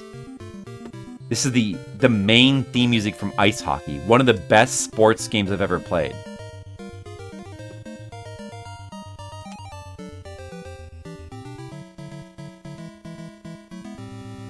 Like, such a good game. Yeah. The music is a big part of it. You don't like those? You don't like Tarsiers? Oh, why not? The too weird looking for you? Oh, well then, don't watch the beginning part of the stream then, Mr. Leo. Yeah, okay, so 1 and 2 and Bloodborne. So that's a pretty good selection right there. Are you planning to play... Oh, and you said Elden Ring as well. Oh, you said 1, 2, and Elden... Oh, I'm sorry, you said 1, 2, and Elden Ring, not Bloodborne. Okay, my mistake. Are you planning to play any of the others, Mr. Leo? Is that just because those were the ones on console? And then Red Mages, I think, I know Red Mages hasn't played Sekiro, but I want to say Red Mages has played all of them except Sekiro, and is now going through them all second time to like get platinums, which so far is just consists of Dark Souls 1 and Bloodborne. But I think that Red Mages have played all of them besides Sekiro. I played all of them. I played Dark Souls 1, 2, 3, Demon Souls, Bloodborne, Sekiro, and Elden Ring. The only thing I haven't done is I have not done the Dark Souls 3 DLC. So as I was saying earlier, I really need to go back to that's one I really need to go back to is Dark Souls 3. In fact, Dark Souls 3 I've only ever played through the one time. So it's high priority to go back to that one, to Dark Souls 3. But I really, really wanted to replay Bloodborne. Is anybody enjoying my replay of Bloodborne besides Red Mages? I know that like with a lot of my viewers, with some of my viewers anyway, it's not a popular thing, Souls games in general. To play 3 eventually. It's listen, as much as I complain about it, it's still to me a solid 8 out of 10 game. I still really like Dark Souls 3 a lot. It's extremely good in a lot of ways. It's still got a lot of that kind of Souls atmosphere that I like. I don't like it as much as Dark Souls 1 and 2. Oh, well, with Dark Souls 1. I think it's about equivalent to Dark Souls 2, actually. But as I said, they just have very different strengths and different flaws. Dark Souls 1 and 2. Yes and yes? Okay. Yeah, I thought so. Yeah. But yeah, like Dark Souls 2, yeah, they're really cool games. Like overall, Dark Souls, and I really want to go back and replay Dark Souls 3. Dark Souls 2 I've played a lot, surprisingly. And I've even played it, I've never done a full playthrough of Dark Souls 2 on stream though. But you can go back, you can look at the YouTube VODs. Back in the early 2015s, I did a bunch of streams of Dark Souls 2. I did finish the game on stream, like I beat the final boss on stream. On like my Guts playthrough. I did a Guts playthrough, right, where I played Guts as Berserk. Through Dark Souls 3, Dark Souls 2 I mean. But I only partially played it on stream. I think I did do part of the DLC on as well. I think there's like so it's a very like it's just kind of like random parts of Dark Souls 2. There's random parts of Dark Souls 2 that I streamed. Like some parts I streamed, some parts I didn't. So it's not a full playthrough. Dark Souls 3 I did a full playthrough on stream. That was a bit later. You know, Bloodborne is one of the earliest games I streamed. That was in 2014. Dark Souls 3 I also streamed like a full playthrough a bit later. I want to say 2016 or 2017 maybe. Hey Skittles, what's up? You're just in time for Dark Souls talk. How's it going, Skittles? I probably should, and Skittles, you know, for those of you that the idea of Dark Souls talk makes you sick, maybe we'll like take a quick aside and talk quickly. I should go back and talk about the convention again. Your favorites, I know. Skittles probably not super enjoying the Bloodborne content. It's not his favorite thing, but you know, he still hangs out, and I appreciate that. Is there anybody here who is not really wanting to watch the Bloodborne playthrough because they want to play it themselves and they don't want to get spoiled? I'm wondering if that could be Mr. Leo. If Mr. Leo maybe... Because Mr. Leo said he wants... you might want to play Bloodborne eventually. Maybe you don't want to be spoiled. Yeah, I know you're not a Dark Souls hater. I know you don't think less of me for liking it, but I also think that probably it's not your favorite thing to watch me play. It's probably low in the list.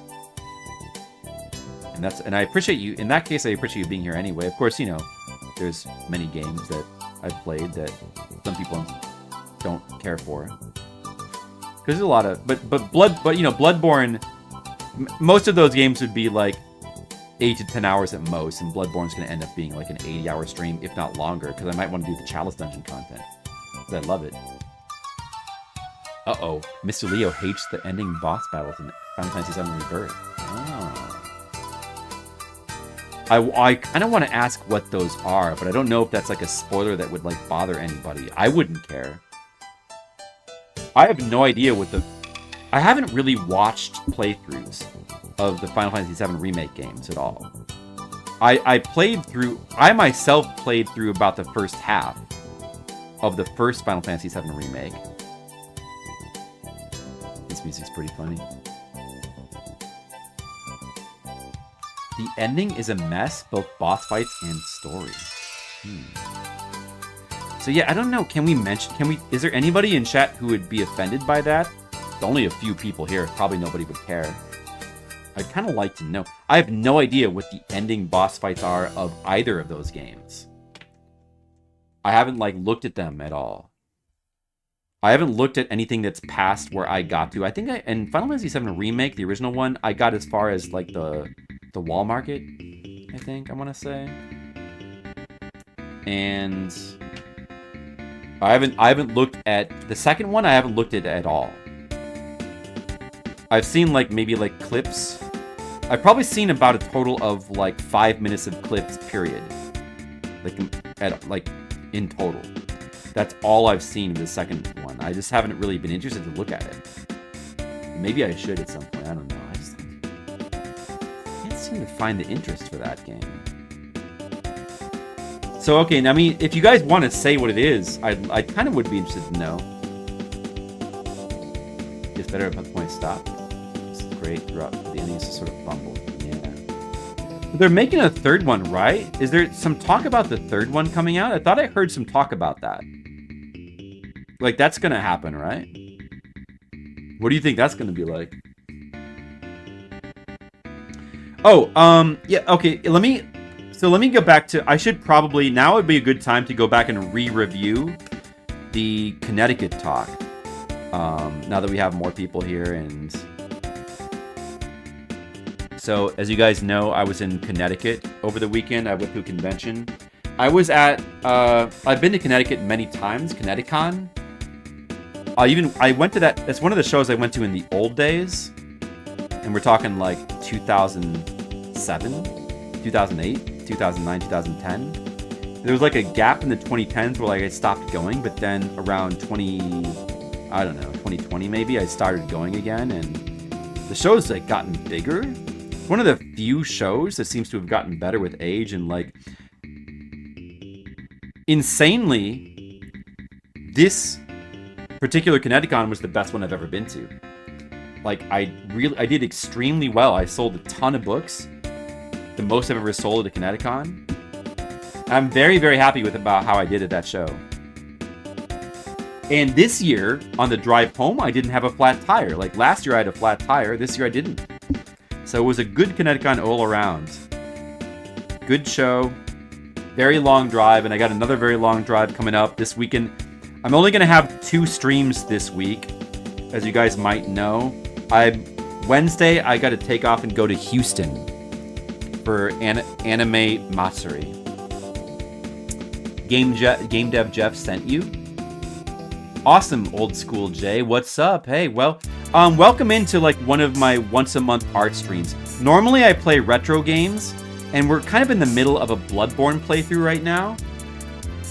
Although, also right now is a time where I'm not able to stream that much because I'm doing a lot of trips. And next month I won't be able to stream at all. I'm going to be in Thailand. But normally I stream a lot of retro stuff. So hold on a second. Let's go back to... What were you guys saying about Final Fantasy VII Remake? Third one is supposedly next year. Expand on Wutai? But didn't they already do Wutai? So how does that work? Do you go back to Wutai? Did you go back to... I haven't played original Final Fantasy VII for a long time, but from my memory, it's like you go to Wutai as a side content thing, and you like get Yuffie, and I don't remember like there being you going back there for any particular reason. Third one will have a whole space program part. Space program, is it? There's like going to be a bunch of new content that's like not in the original game. You read through all of Flipside in early 2010s. You had no idea it was still going strong. Yeah, it is. It is. Oh, did Game Dev? I have trouble saying his name. I'm sorry. The Game Dev Jeff tell you about that? Oh, thank you. I appreciate that. Yeah, it's still going. As a matter of fact, I should probably show you something then. Hold on a second. Yeah, I'm drawing a page for it right now. As a matter of fact, Flipside Superfan, I appreciate that. Hold on a second. Hold on. Oh, it's not up to the root high stuff. What? Doesn't that happen earlier in Final Fantasy VII? I could swear that's like in the first half of the game. Hold on. I should probably show this on screen. Wait, where is it? Oh, here it is. Yeah, so I just got this printed. That convention I just went to in Connecticut was the first. That was my first time selling these. The first convention where I had these. Book 13. I just got this printed. It was just printed a couple weeks ago. Look at that. Fresh book. Fresh Flipside book. The online content actually is now in volume 16, so the books are a bit behind. The books are a bit behind where the website is right now. Got something like joke stripped in the back. Collecting those. The space program is the SID stuff? Oh, okay. Oh, I see, Skittles. Okay, then it enters the big moment. I'm a bit confused by that, Skittles. Wasn't the, quote, big moment, like, halfway through Final Fantasy VII? Wasn't that halfway through? But that would, if Rebirth ends at that should be 2/3 of the way through the remake stuff. Shouldn't it? So how does that work? Are they gonna cram, am I remembering wrong? Are they gonna cram the second half of Final Fantasy VII into the last third of the remake? What? Okay. Oh, so that's just how it is. Because, one of the observations that I noticed and everybody was talking about with Final Fantasy VII the remake, I only played through the first half of the first one, but it seemed quite slow paced. And there was a thing that, and I guess it is, huh? I guess it is quite slow paced, isn't it? We got the page. I think, the double page spread here. See, I should have put more space here in the middle because, like, it doesn't quite. You lose a little bit in the margins there. Oh well. I didn't know, So it could be pretty tricky getting the margins. So this double page spreads can be tricky to get right. The actual printed book version. Wait, this panel right here is really good. Wait, where is it? There's a really good panel here. Hold on. This page right here. I was really happy with how this turned out. Look at this. Anyway, yeah, that's just freshly printed out. You guys can order that now off of my brand new store for my brand new website. I also just redesigned my website. Oh, you do, Old School Jay? Oh, sure, I do the same thing. I definitely do that with like some of my favorite comics. I was just going through Kakegurui again. I was starting to go through that. My favorites I will usually like go through like every 5 or 10 years. I'll go through and read them again. I need to like do a full reread of Berserk because I'm feeling kind of a bit. I haven't seen any of the new Berserk content yet. I'm a bit behind in Berserk. I really need to like go through and like do a full reharvest of Berserk at some point. But anyway, yeah, that's weird, Skittles. I wonder how it seems like they're gonna. Obviously, the third game's got to be rushed, right? It's probably not gonna. Like, I mean, that's weird. Like, from in terms of balance, like it's like the first game seems slow paced. I don't know about the second game, and the third game's gonna be rushed.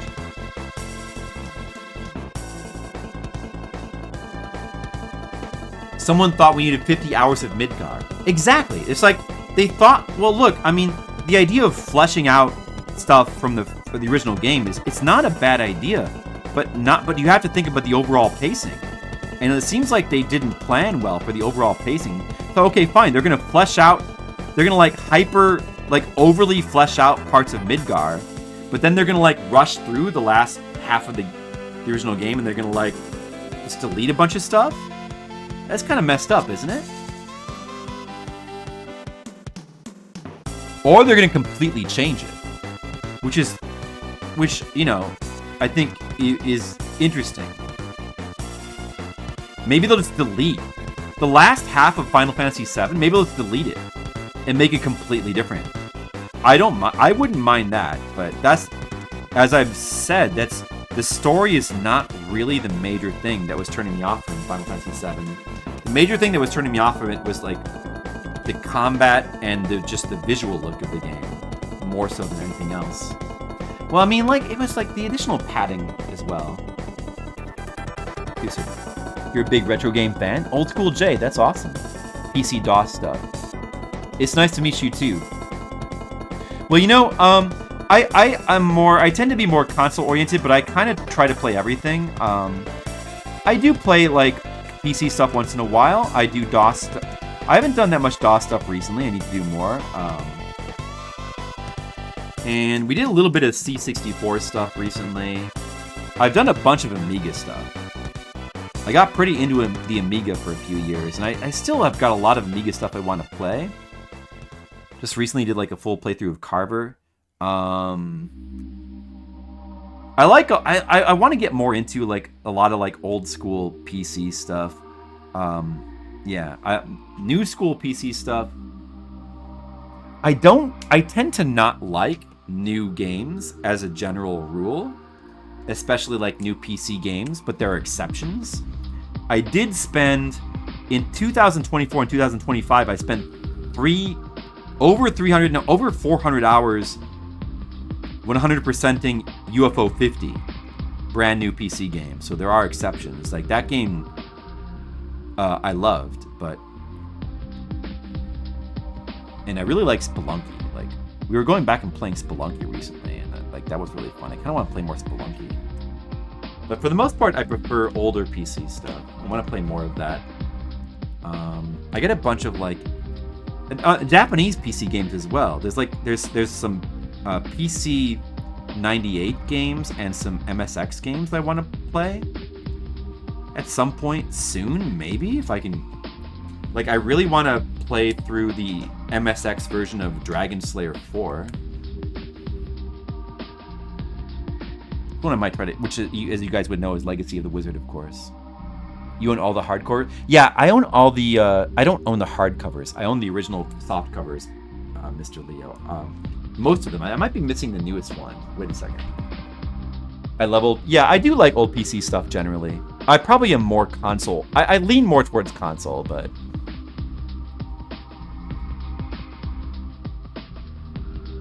You think so, Mr. Leo? Well, maybe you're right. I really don't know. Maybe one of these days I'll get around to like trying to get into those games. But I think what I rather would do is just replay original Final Fantasy VII. Just to be clear, I don't hate the remake. I actually think it's interesting, but I also don't think I feel very mixed. I don't feel very enthusiastic to like go back and try to finish it or like replay it. I don't really like the look of the game the look of the game several aspects of it kind of rub me the wrong way a little bit. But I would not be against someday going back and trying to like play through Final Fantasy VII Remake again. But I think I'm also like really overdue to replay the original. Like I really want to replay all the PS1 Final Fantasies. I also want to replay the Super Nintendo ones, but I probably would prioritize the PS1 Final Fantasies. What am I looking for? Forgot what I was doing. Yeah. I remember now. Wait, I wanted to show you something. Hold on a second. I have that. Let's see. I have. Where's the latest? I haven't done. I think I haven't read these. I don't know. What is the latest version of Berserk that came out? Here's the last ones that I collected. I might be behind. I probably am. Here's the latest Berserk volumes. I got I don't have the hardcovers, of course. I just have the normal paperback covers. 38. I got 39. I got 40. I got 41. I can't remember. I might have not even read this yet. And I don't know if probably shouldn't show these on stream because like there could be like super crazed. Generally, like the later volumes of these are not as crazy with like nudity and gore as the earlier ones, but still, I probably should. Yeah, they're cool. That's one of the ones I collect. I will complete my collection of that eventually. Exactly, old school Jay. Yeah, that's one of the things. Hey, speaking of old school PC games, this is from an Amiga game, Weird Dreams. This music right now. If you know my stream, which you don't, if you're new here, you wouldn't. This is one of the games I'm kind of famous for because, like, I'm the only human being that's ever finished Weird Dreams. Yeah, Skittles. Skittles could tell you a tale. I'm the only human being that's ever finished this game. Legit. In, like, a proven YouTube, or, like, that has a video link of it. As far as I know, anyway. So I got that going for me, which is nice. Weird Dreams on Amiga. Extremely broken, buggy, like, seemingly unfinishable game. But I did finish it. Even this game has, like, a couple of speedrunners on speedrun.com. And even the speedrunners use cheats because of how broken the game is. There's, like, no legit runs of the game except mine. Mine is the only legit run of the game. Anyway. I have like 50 hours of VODs. You can go to my YouTube channel if you want, which is like newly finished, newly caught up. After last year when Twitch announced they were deleting all the VODs, I had to like the last year I've been spending a lot of time transferring my VODs to YouTube, and I finally caught up with that. They're basically all there. I've got like 4,000 videos? I don't know how many hours it would be. I've got 4,000 videos of streams. Been streaming since 2014. It's kind of a lot. Exactly, Skittles. Exactly. Well, it's a pretty messed up game. But I found something about it that was like captivating, that like made me want to like dedicate time to like learning to finish it. But yeah, I do play like a wide variety of stuff. But I also do this once a month. I also if you're a fan of Flipside, I appreciate that. Yeah, so I do that's what I do. That's actually what I do for a living. I was just at Kineticon over the weekend. As a matter of fact, I just got home from that. What I do for a living is basically I do a comic. It's a web comic. It's a graphic novel. Here's the 13th volume. So I got print volumes. There's also a web comic at flipsidecomics.com that you can read. And I also the main way in which I make money is I go to conventions and sell the books. Hey guys, hold on. Hold on a second. I'm gonna take a quick talking break so we can just listen to the Girls Club Party song. Okay, guys, let's all listen. All right, here we go. I'm gonna not talk for a couple minutes while we just listen to the song. Dennis was suspended. He was surfing in the hall. Surfing in the halls. Jennifer, like Jay said, Tracy says she knew. Get everyone together. Only One thing left to do. Girls Club Party. Talk until it's 2:30. Pretending that you're totally cool.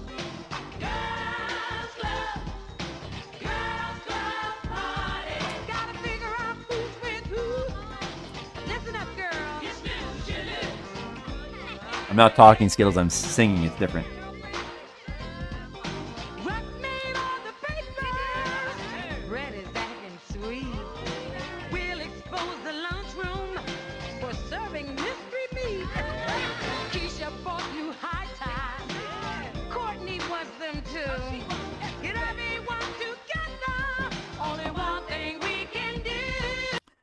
Skills, you like the part where she Courtney wants them too, and then like some lady in the background is like, oh, she wants everything. Do you like that part, Skittles? Oh, she wants everything. Sometimes I think Skittles wants everything.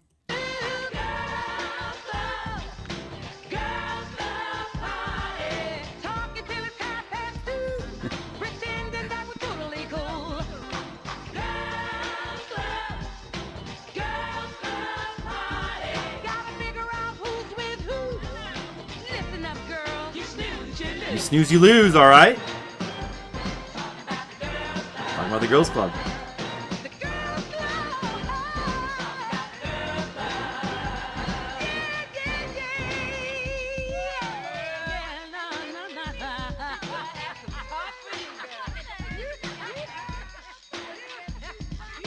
Yeah, they are red mages. They're definitely not cool. It's basically the premise of the song. In case you don't know, that song is from a CDI game called Girls Club. We went through like a little phase about 3 or 4 years ago when we were playing a bunch of CDI games, and we really wanted to. Hey, how come it's not playing anymore? The play button stopped working.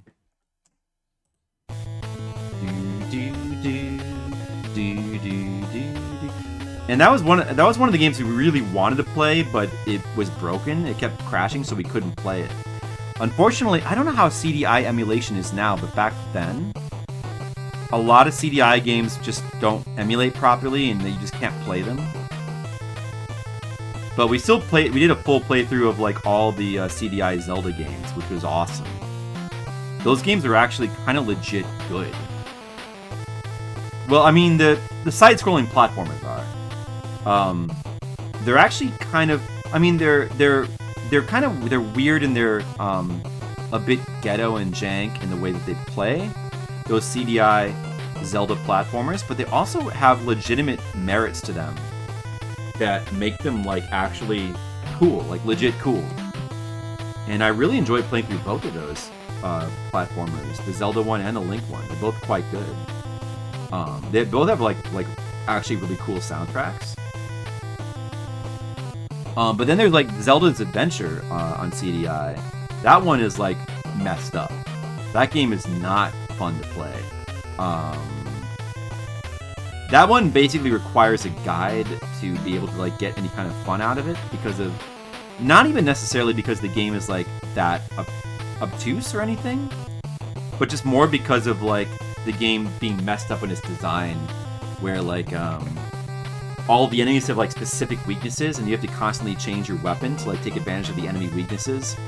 But changing your weapon involves like going to this menu, and like the menu's got loading, and you gotta like, and then you like, and you when you're on your menu, you gotta like scroll your cursor like really slowly across your menu, like picking like a thing.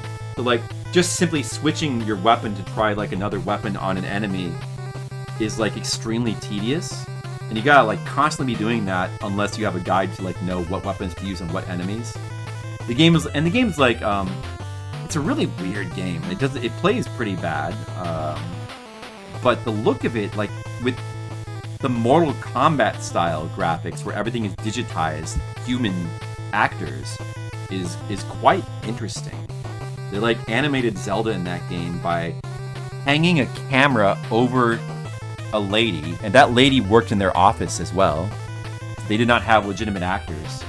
They hung a camera over a treadmill and had her walk on a treadmill, and that's how they animated. And she's Zelda in the game. That's how they animated Zelda, her movement. Pretty fascinating game. It's actually, I did enjoy playing through it. There is a lot of elements to the game that are just like fascinating and like interesting to look at. Not a very fun game to play, but I do recommend playing through that game as like a curiosity. It's pretty cool.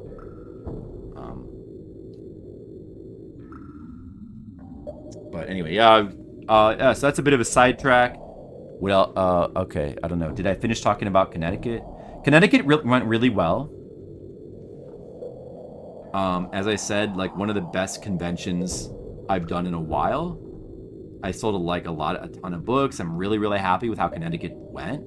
And Anime Matsuri is a convention I'd always done it's also a pretty big convention that they've always done well at. So I've got high hopes for that as well. And when I get back from Thailand, I'm going to be doing San Japan, which I've never done before. But it's also supposed to be a pretty big convention, and I've got high hopes for that as well. So I might have 3 good ones in a row. But I will, unfortunately, as I said, I only have the 2 days to stream this week. Just today and tomorrow. I'm hoping that tomorrow, I've just finished, this is going to be my third, I need to finish 3 pages for my buffer, and this is the 3rd one. So if I finish this, I can have, in theory, some time tomorrow to do some big streaming. I'm thinking that tomorrow I want to do like a big Bloodborne stream, because I'm really wanting to play more Bloodborne. I really want to play more Bloodborne. I want to play like big Bloodborne tomorrow. Hopefully we can do some big streaming tomorrow. It's going to be my 1 day for big streaming before, it's going to be today and tomorrow. And then I got to rush off to Houston, Texas. And then I'll be gone until probably Monday night of next week. Then I'll have 1 week of being in America. And then I got to go to Thailand for most of August. I get back August 30th. But then I got to go immediately to San Japan. I've got 2 more conventions after that. I got San Japan and I got another convention for the first 2 weeks of September. And then I might have 3 conventions. I have 2 or 3 in the month of October. Then after that, I think I'm done. Except I think I'm going back to the Philippines again in December. So those are the plans. A lot of trips. Probably not as much streaming as you guys might expect or be used to. Sorry about that.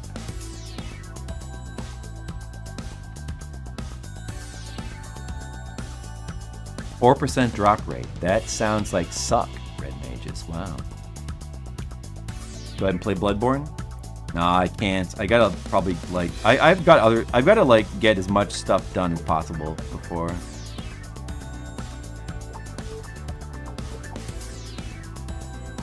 FF3? Yeah. I want to play Final Fantasy 3. I feel like I should have more time to do it. So, I don't know. I think I'll try to probably get to Final Fantasy 3 in September after I'm finally done. Or, I don't know. Once I get back from Thailand, I could start working my way through it.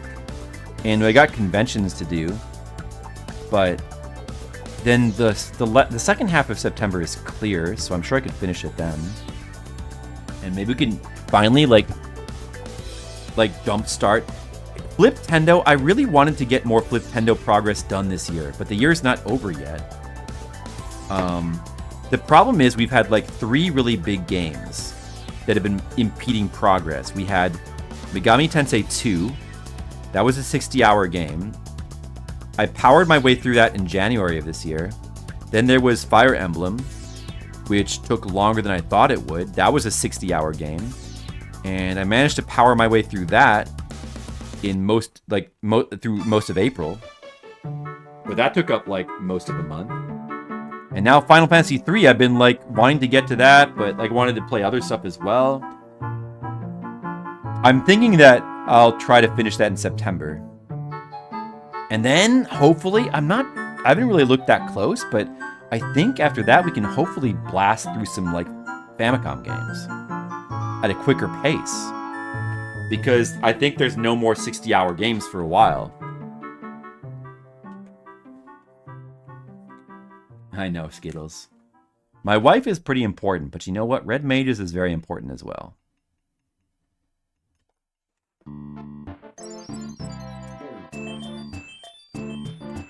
It is Fliptendo, but it's blocking Fliptendo from proceeding. I just, I just don't feel like doing it right now. I don't want to like start Final Fantasy 3 and be in the middle of it and then go to Thailand for a month. I don't know if streaming games from Thailand is going to work. I don't think so. So,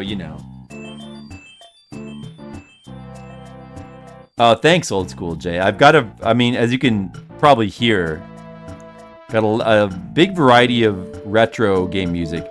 We also have song requests on. You can also do song requests if you want to. We prefer retro game music for that. There are some exceptions to my playlist, but most of it is retro game music. Here, but like I think it's a pretty wide variety though. It's over 1,000 songs, and they're from all different sources. Some stuff is obscure. Not this song. This song, of course, is not obscure. I'm sure most of you know what game this song is from. Yoshi's Island, which I need to replay Yoshi's Island. I haven't played Yoshi's Island in such a long time. You also need to go back and finish my playthrough of Super Mario World. I really want to 100% that game. There's so many games, I want to play more. I want to play more Quintet games, like Illusion of Gaia and Terranigma. I want to play more of the Crash Bandicoots. I got so many games now that are like stacking up in my list. I don't know. There's so many games. But I want to do a lot of big Fliptendo progress as well. Like, what do I do? Red Mages, what do I even do? Skittles, what do I do? I don't know. I guess I just slowly work my way through all of them one at a time. And the list will never end, right? Alright, just keep going. Yeah, I'm probably winding down for today. I'm probably not going to stream much. I'm not going to stream beyond midnight tonight, so I did sort of plan on a shorter stream for tonight. But tomorrow I'm hoping to do a bigger stream. Hopefully like a big Bloodborne progress tomorrow. So probably wind the stream down pretty soon. I'm almost finished with this page. I just wanted to finish this page mainly. Alright, Red Mages, sounds like you're having fun.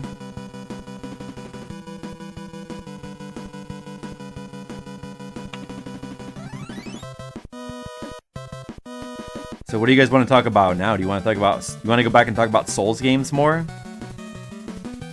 Does anyone want to talk more about Souls games? Or would you guys rather talk about Fliptendo? Do you want to talk about the Philippines? Do you want to talk about conventions and comics? Or manga like Berserk? Cheese? I did early on in this stream before Skittles or Red Mages was here. I was talking about Fair Oaks Farms. I was talking about like driving through America and different landmarks and different things that you would see, and one of those would be Fair Oaks Farms. This like crazed farm. I think it's like maybe it's a Wisconsin thing. I forget exactly where it is, but I think it's like if you're driving north from Chicago, you always like pass by it on your way to northern areas like, I don't know, Minneapolis or whatever. And of course they've got a lot of cheese there. Been there a couple times. It's like this it's like this crazy farm, and it's like one of these like big tourist stop areas where they've got like a million billboards. You guys, do you know any places like that? Like maybe like you do a drive, like you've done a drive cross country, and there'll be like this landmark place that has like tons of billboards, like, oh, it's coming up soon, 47 miles until you get to Skittles Crazed Cheese House, 32 miles, and there'll be like all these billboards with jokes. Fair Oaks Farms is like that. And they also have like these like weird landmarks, like giant forks and stuff sticking out of the ground as you get close to their farm. And of course you can like, it's like this touristy place where you can like buy tons of cheese.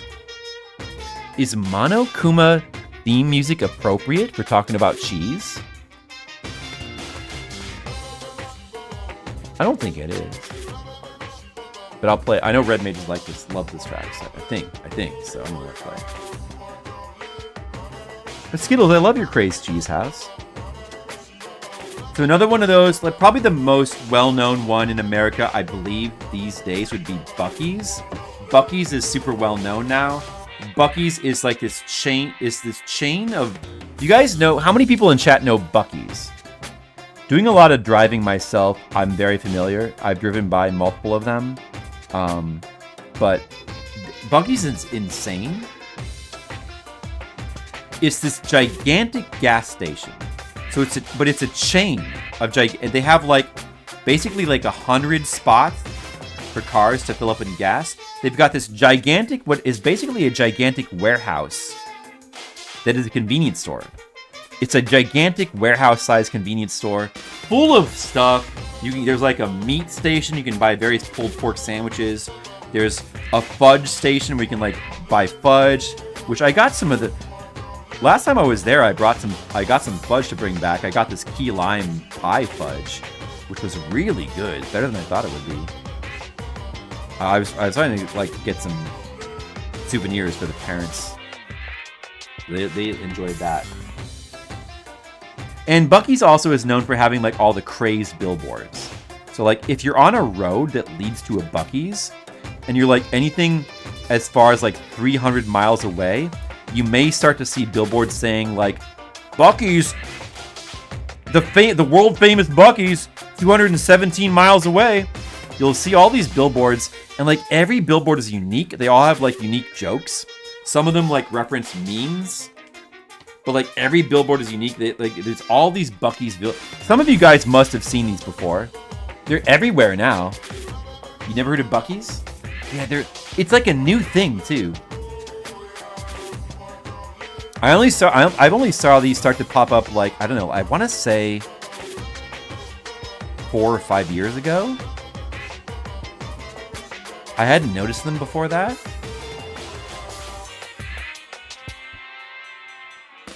You get things like that here in the Northwest. They're like on the drive to, I forget, I think it's like going to the west from here. Maybe it's also in Ohio. There's like this candy store that calls itself the world famous candy store, and they have a similar thing. But it's not a chain, it's only one as far as I know. Although it could be a chain because I wouldn't know. I think I've stopped there one time a long time ago. It's like this gigantic building filled with candy. And it calls itself like the world's largest candy store. There was also a place I stopped that was calling itself the world's largest truck stop. But it wasn't even as big as Buc-ee's, so I don't know if that's, you know, places can just call themselves that, so you don't really know. A local cafe, I see. Yeah, there's probably a lot of local places like that, but it's always interesting when you get that billboard situation where they've just decided to buy like tons of billboards along a certain route. In the case of Buc-ee's, those billboards are everywhere. There's so many. I wonder how many Buc-ee's there actually are, because I know I've been to multiple of them.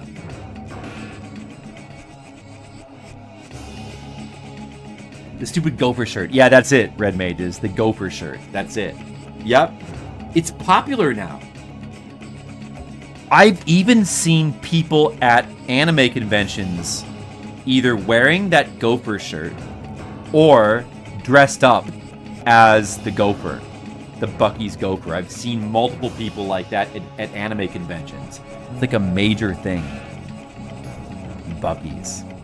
It's spelled B-U-C-K-E-E. B-U-C-K-E-E. Look it up if you have never heard of it before.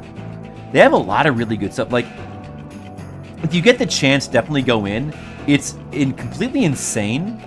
Because they got all this stuff. They got a warm nut station that sells warmed nuts, which are really good. They have all these meats. They've got a ton of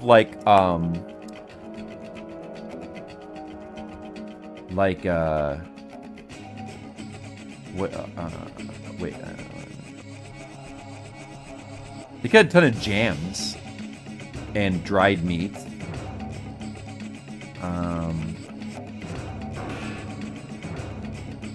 Cinnamon rolls. They got tons of like really big cinnamon rolls. Yeah, a lot of like, they have like a lot of sandwiches, like pulled pork. They got a gigantic drink station you can get drinks from. They've got tons of, like, they got huge amounts of souvenirs. They've got like every Buc-ee's I've ever been to. Usually in the middle of the Buc-ee's, there'll be like a giant fire truck full of like little stuffed animals, like little Buc-ee stuffed animals. If you guys have never heard of Buc-ee's before, I'm sure you will someday. Because it's getting to be everywhere, seemingly. Like, I start to notice it, like, everywhere. It's popping up everywhere. People wearing Buc-ee's shirts. They have really good ice cream. Yeah, if you ever get a chance to go to Buc-ee's, look for they've got, like, little coolers with ice cream, and the ice cream sandwiches, they sell homemade, unique ice cream sandwiches. They're really, really good. Definitely try one of their ice cream sandwiches. Or try their warm nuts or try their fudge. I'll break my diet for that stuff. Good stuff. I tried their pulled pork sandwich. I didn't think it was like all that big of a deal, but...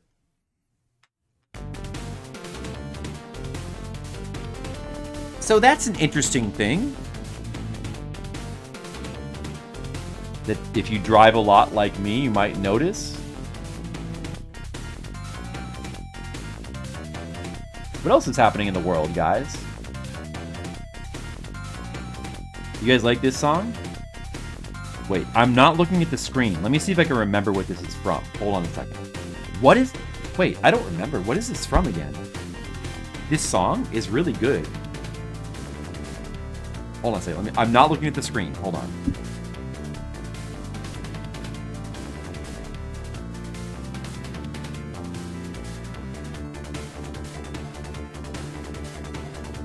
I actually don't remember what this is. I gotta look at the screen. I don't know. Oh, the Yu Yu Hakusho Genesis game. This is from the Yu Yu Hakusho Genesis game. There's a couple of Yu Yu Hakusho games. Did you guys know there's a ton of Yu Yu Hakusho games? You know, the anime and manga Yu Yu Hakusho. It was a really big anime. It was like big on Cartoon Network, like along with Dragon Ball Z. I watched it. The Cartoon Network version. I watched it before that. I watched it in Japanese. I was always like a really big fan of Yu Yu Hakusho. Love the anime. The anime especially. The anime is kind of better than the manga. One of those cases where the anime kind of is better than the manga. But...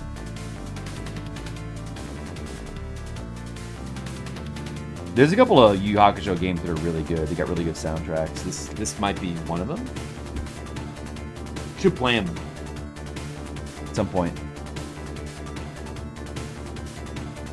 Really cool series, Yu Yu Hakusho. Seems like also good for video games as well. There's a Yu Yu Hakusho Genesis. There's a Super Nintendo game. There's a TurboGrafx game. I mean, there's multiple of those. There's multiple games in some systems. There's no Famicom game though.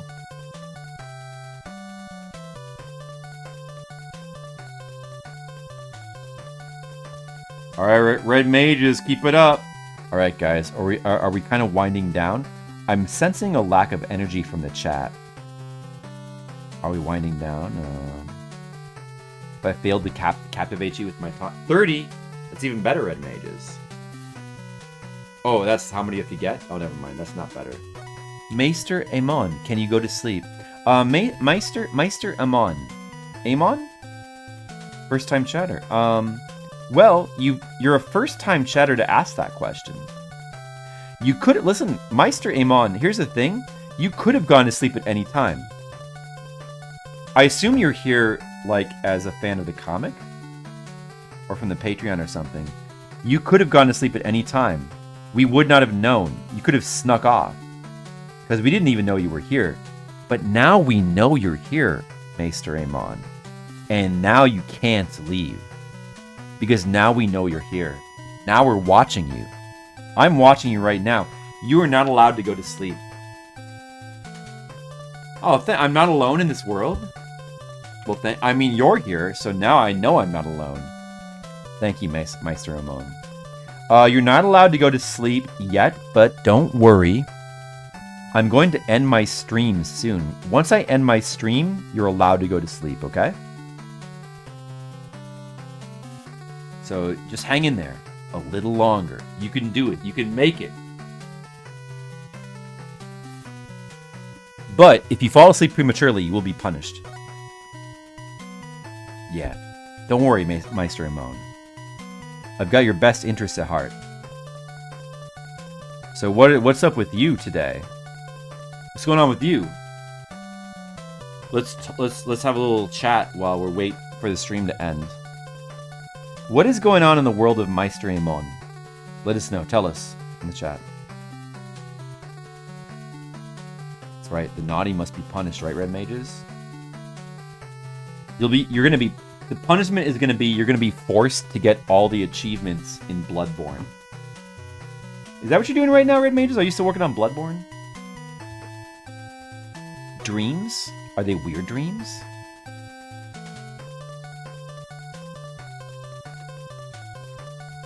Are you like trying to be like poetic and stuff, Meister Amon? Seem like you're trying to like be a little bit prosy. You're trying to get into some prose. Feeling is good. Yeah, it's good. Is it good though? Yeah, it's good. I know. I agree with you. It's good to feel things. Ooh, this music kind of makes me feel something. All right, so dreams and feelings. I have dreams and feelings as well. Meister Amon, we have a lot in common. Did you know that? Did you know that we have so much in common? Because I have dreams and feelings just like you. Skittles doesn't though. Skittles doesn't, but like Red Mages doesn't either. He doesn't have dreams or feelings. Some people do. Wait, which one were you doing again, Red Mages? I forgot. Hey, thanks, Old School Jay. I appreciate that. You guys like the game 999 that this music is from? Man, the soundtrack to 999 is so good. That game's amazing. Skittles is enjoying our conversation. That's good.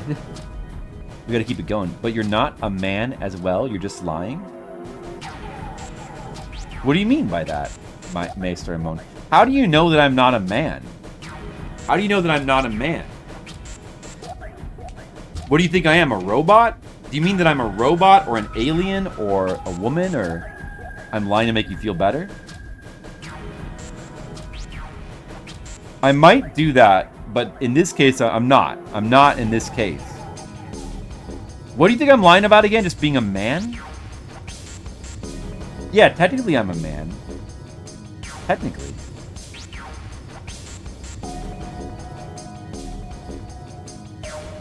Is there anybody else in this chat that's lying about being a man?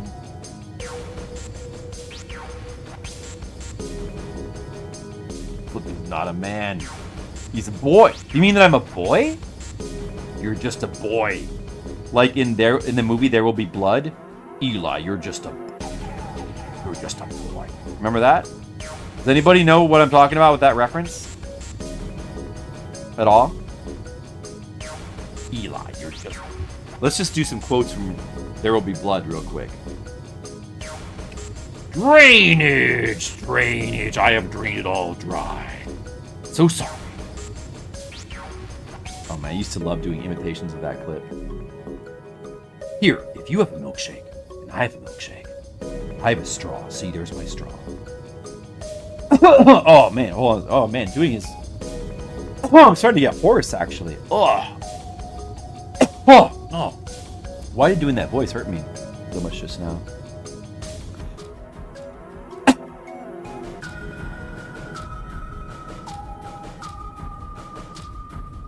Oh, is that what I'm lying about? Meister Amon? By the way, Meister Amon, what is your name? Your name wouldn't happen to be from Usogui, would it?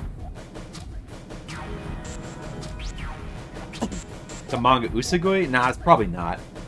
It's not spelled the same. Oh, never mind. Yeah. Oh, man. there's ever anybody in the chat that knew the manga Usogui, I'd be so... I never had a chance to talk about that on stream. One of the absolute best mangas out there, Usogui. Could be as good as Berserk, or any manga. Kaiji. But it's more similar to Kaiji because it's a gambling manga. You gotta talk about Usogui someday. Yeah, thank you for stopping by tonight, Old School Jay. Yeah, we do appreciate normal new chatters sometimes. We also appreciate chatters that are a little bit not normal. Because, oh, you drink my milkshake, Red Mages? Thank you. You can listen. I don't even like milkshakes, so you can drink it. Only I would know. All right, Maestro Amon. I don't know. I'm not following the plot of our conversation anymore, Maestro Amon. I'm not. You're gonna have to advance the plot of our conversation to the next stage now. What is it that I don't know? I don't feel included in either of these terms. What terms? I'm confused. Which terms? Terms of endearment?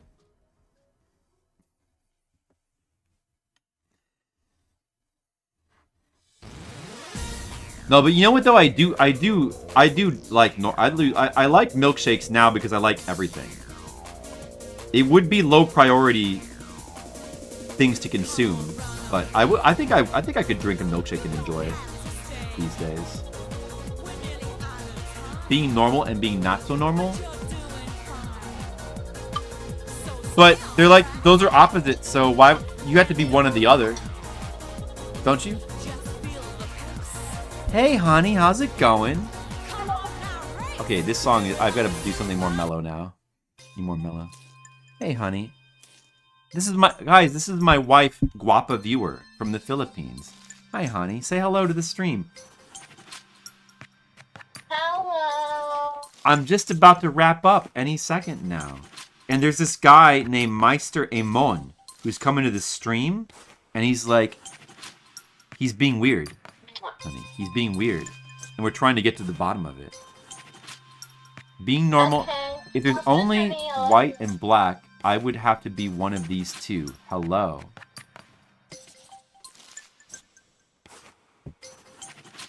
Okay. Okay. But you said you don't... I'm confused, Maestro Amon, because you said you don't feel included in either term, being normal and being not so normal. But don't you have to automatically be included in one? So it doesn't make any sense.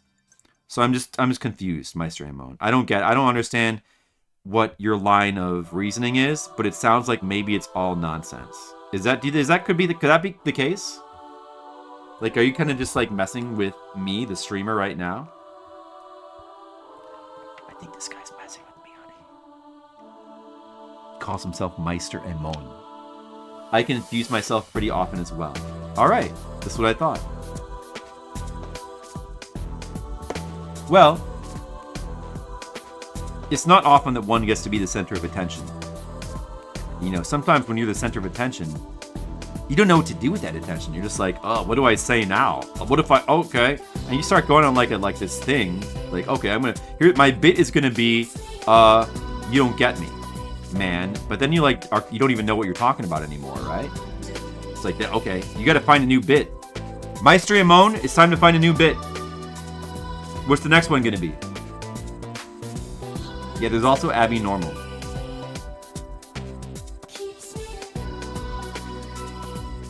Honey, how are you doing?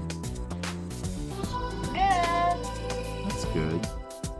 What have you been up to the last couple hours? Huh? What have you been up to, honey?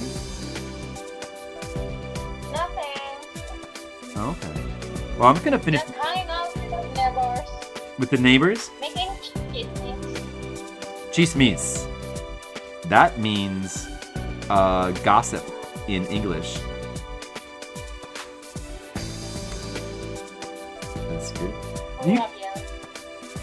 I'm gonna ask my stream if they like. Do you guys like chismes? do you guys in stream? Is there anybody in the stream that likes to chismes? That means to spread gossip. Are any of you guys in the stream chismusa? No, not Chex Mix Skittles. Chismes. It's what you spread if you're a chismusa. Skittles, are you a chismusa? That means one that spreads chismes. That means a gossiper. Do you like to sit around and gossip? That's what they do in the Philippines sometimes. Right, honey? Yeah. Honey, are you a chismusa? No. No, of course. Gamay. Of course not. Just yeah, it's a little bit. Gamay. Gamay means a little. Just a little bit. Once in a while. Of course. Me too, honey. I just spread chismes once in a while. When the attention centers on me, I talk to myself in my brain and I have peace. Then my brain tells me what I should answer to the other voice outside. But I like having you in my brain voice and my inner voice argue in my head. But I'll have the best answers then. Meister Amon, I agree with you. Do you guys agree with Meister Amon? I agree. That sounds accurate. And if you had me, my voice in your brain voice, I bet you would have the best answers from me. I agree, you would. You'd get the best answers. Don't you guys think that's correct? I found my ideal Weird Dreams viewer. Oh, that's true. Meister Amon, you're gonna have to look up the game Weird Dreams. It seems like the perfect game for you. The perfect video game for you.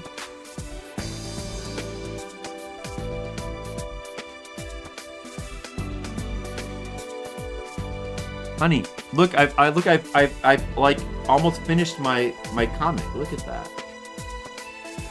Yeah, that's true. You want to watch a movie or something, honey? We can watch tomorrow. Well, we could maybe like start to watch a movie today, like after I finish streaming.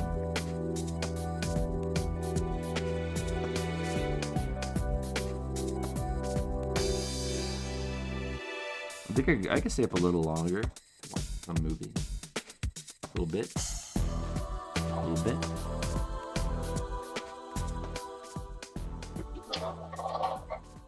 Oh, I love you.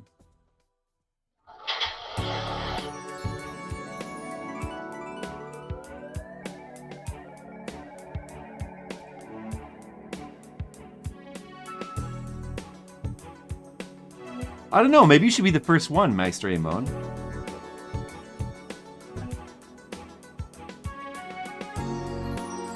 People don't really do that often here. Some people have in the past, but like not for a long time.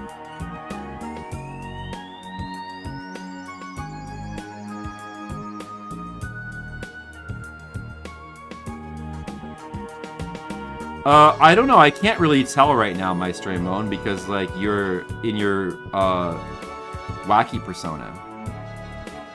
I don't know what the real you might be very responsible. You think that could be the case? I bet you probably like do have gifted. You probably gifted like many subs on somebody's channel.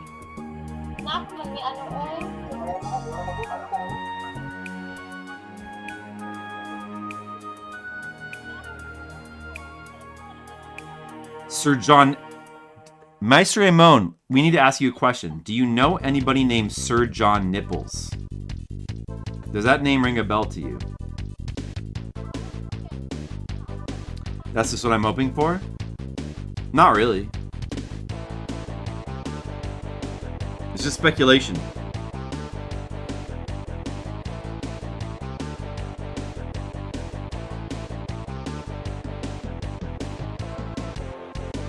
You know Nipples? I knew that you might know that. I had a feeling. Alright, that's good. Alright, what else?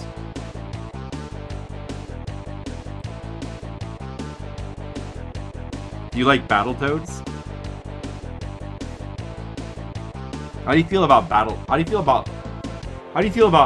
Battletoads?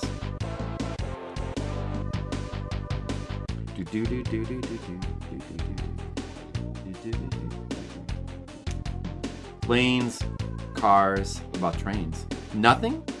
Oh, you gotta learn about Battletoads. What games do you know about, Maestro Amon? What video games do you know anything about? You know Umihara Kawase? Do you know Mora? Hey, Mora's here. What's up, Mora? I just saw you the other day on Zophar's stream. I was there this last night. I was in my hotel, my Comfort Inn, in like Pennsylvania somewhere, and I was just tuning in to the end of Zophar. Apparently, Zophar now does music streams. You guys know how much I love music streams, and he was just doing his first one, and I got to tune into the part of that, and I didn't manage to guess any of the songs he was playing, but I almost got a couple. Hey, thanks, Mora. I try. We have a troll right now. Well, I shouldn't say troll. We have a jokester. We have a jokester. Meister. He's having some fun with people. Would you like to join my conversation with talented artists on the screen? So don't mind that. Skittles is here too. Of course. He's hanging out. I'm gonna stop my stream very, very soon because I'm almost finished with the last piece of art here, and it's after midnight, and I should not stream too late. So you're getting me at the real tail end here. Red Mages is currently farming achievements. He's farming Covenant items in, what was it? Oh yeah, Dark Souls 3, right? Yeah, okay, that's right. 7 hours past midnight. That's really late. Wow, Meister and Bone. You come to us from the darkness. You and Meister in the middle of a deep conversation would be rude to end it. Yeah, but I think I'm gonna be rude though, because I do actually start to feel tired. So I'm gonna have to be rude for tonight. But hey, I gave you guys 3 hours of stream content. It's pretty good.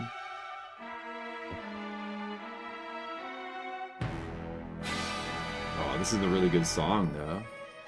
From this song is from, to me, the best anime movie ever made.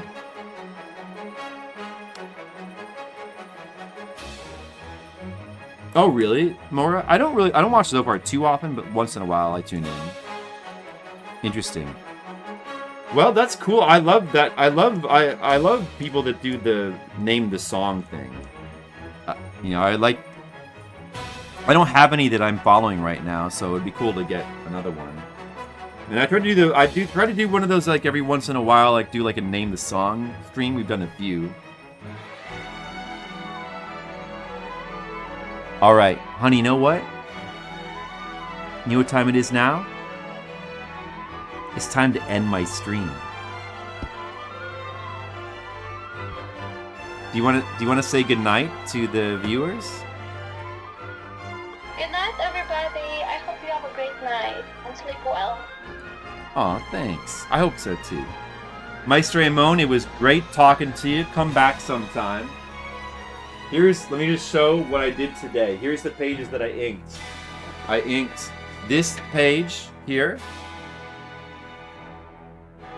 Oh, Skittles says goodnight to the Philippines. Night. And I inked this page. And I inked this page. So these are my buffer pages for the next week. So if you're wanting to see what pages are coming up in Flipside in the next week, you've now been spoiled for the next week's pages.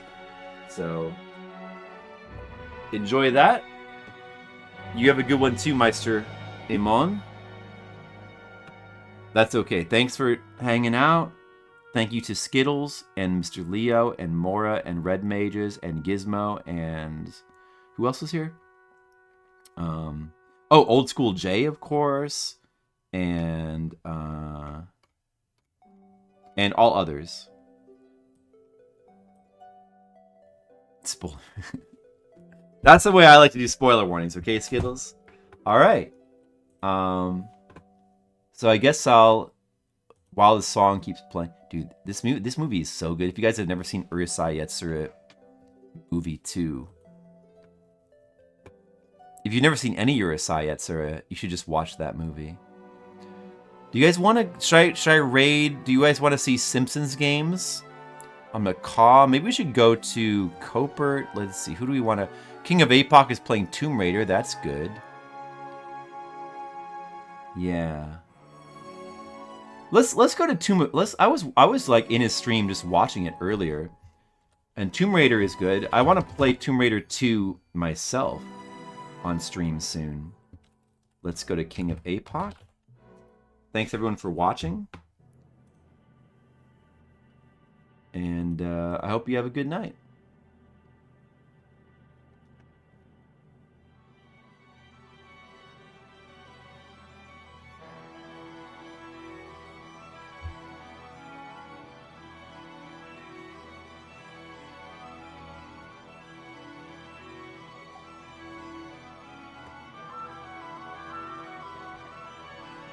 Flipsider coming with the raid.